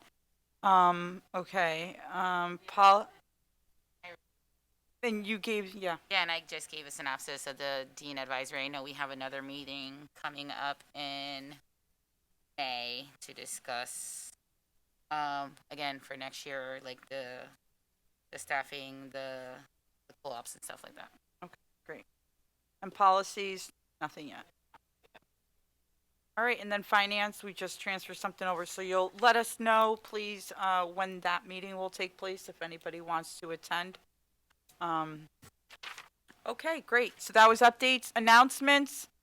Really quick, everyone, on the count of the, okay, go ahead, Mr. Colmer. Yes, on announcements, I want to talk about the Super Bowl. The reason I want to talk about the Super Bowl is that it went worldwide. It wasn't just the city of Holyoke, it wasn't the state, it was the whole world really notified and looked at the Super Bowl. We as the city of Holyoke should be very, very proud that Hazen Paper Company, Holyoke, Massachusetts, did part of the program for the book. And we should send a letter thanking them for this, for delivering this to the city of Holyoke. And one thing I'd like to bring up here, Hazen Paper Company, years ago, and still to today, have co-op students in our school system. And they are part of this program. We should be very, very proud and send them a letter of thanks from the school committee. That's a motion. Okay, so motion to send a letter to, geez, you guys don't even let me finish, but okay, we got a motion, a second to send a letter to Hazen Paper thanking them for their contribution, but all those in favor? Aye. Any opposed? Okay, great, motion passes. So Sam, if we can get a letter out on behalf of the school committee thanking Hazen Paper for all the work that they do for the community and everything. So, yeah, I got you. Yep. One moment. Sorry, really quick. With everything that's happening on in this world, let's everybody just keep in mind the people of Ukraine, and what they're going through right now. Keep them in your thoughts and in your prayers. Yeah. On the count of 3, follow with me. 1, 2, 3. Happy birthday to you, both of you. Happy birthday to the both of you. Happy birthday, dear Josh and Anthony. Happy birthday to the both of you. Great, yeah. Woo! And we're going to end this meeting on a lovely note from Miss Tensley. Oh, wait. Yes, Mr. Collmore. Before we leave, can we discuss our input in the St. Patrick's Day Parade? Oh, yes. So that is March 20th, right? 20th is the parade. I already submitted all the paperwork, and we have to meet up there. This year it starts at 11:30, right? Let me follow up with the Holyoke Parade Committee, and I'll be sending out an email with the information on where to meet, what time. But I put everyone down as if they're going to be participating. Hopefully you all will. March, wagon, whatever it is that we can get you out there. Anthony, can we get the what do you call that thing from the golf cart there from Holyoke High? Have the dean. Oh my God! Mr. Calumar, you can drive a golf But cart. I'm saying we can have the dean kids hook it up, and that way Mrs. Williams and Mr. Calumar. Yeah. That'll work. Let's have the dean kids hook up a golf cart for the That'll parade. work. Yeah. That'll work. Thank you, Eric. Yeah, it won't last. We have. Yeah, I don't think it'll go the distance. One for them. We gotta get them on something so they can actually be with us. Thank you. That would be awesome. I really like your input That'd be pretty cool. to do a school committee float. Yeah. Like, it's way better than the Colleen float. I'm trying to walk. I need to walk. I That's understand okay. You that. can But pull we the have float. numbers that we need to figure out, and it's not Thank you. fair. Thank you. But I will definitely On the get side. all that information. Let me follow up with the Holyoke Parade Committee because there's a breakfast as well. There's other things as well. So I want to make sure that you guys get all that information. And Miss Tensley Williams keeps looking at me. I know she always ends the she gotta go session. home. Go for it. It would be remiss of me not to come up with some words for Black History Month. This may be a little graphic, but there's no swearing in it, okay? I wrote it last night, and it's entitled All Lives Matter. When I was a little girl, we lived down south. I remember picking cotton, quiet as a mouse. While picking the cotton, you could kneel or walk, but being watched, you could not talk. As I grew older, as I look back, what we then called home was a rundown shack. My parents worked hard. They had no voice. Picking cotton to feed our family, they had no choice. We were poor and we were not wealthy. We grew our own food, which kept us pretty healthy. I remember walking to school 2 miles long and 2 miles back to get back home. If we went into town, we had to think.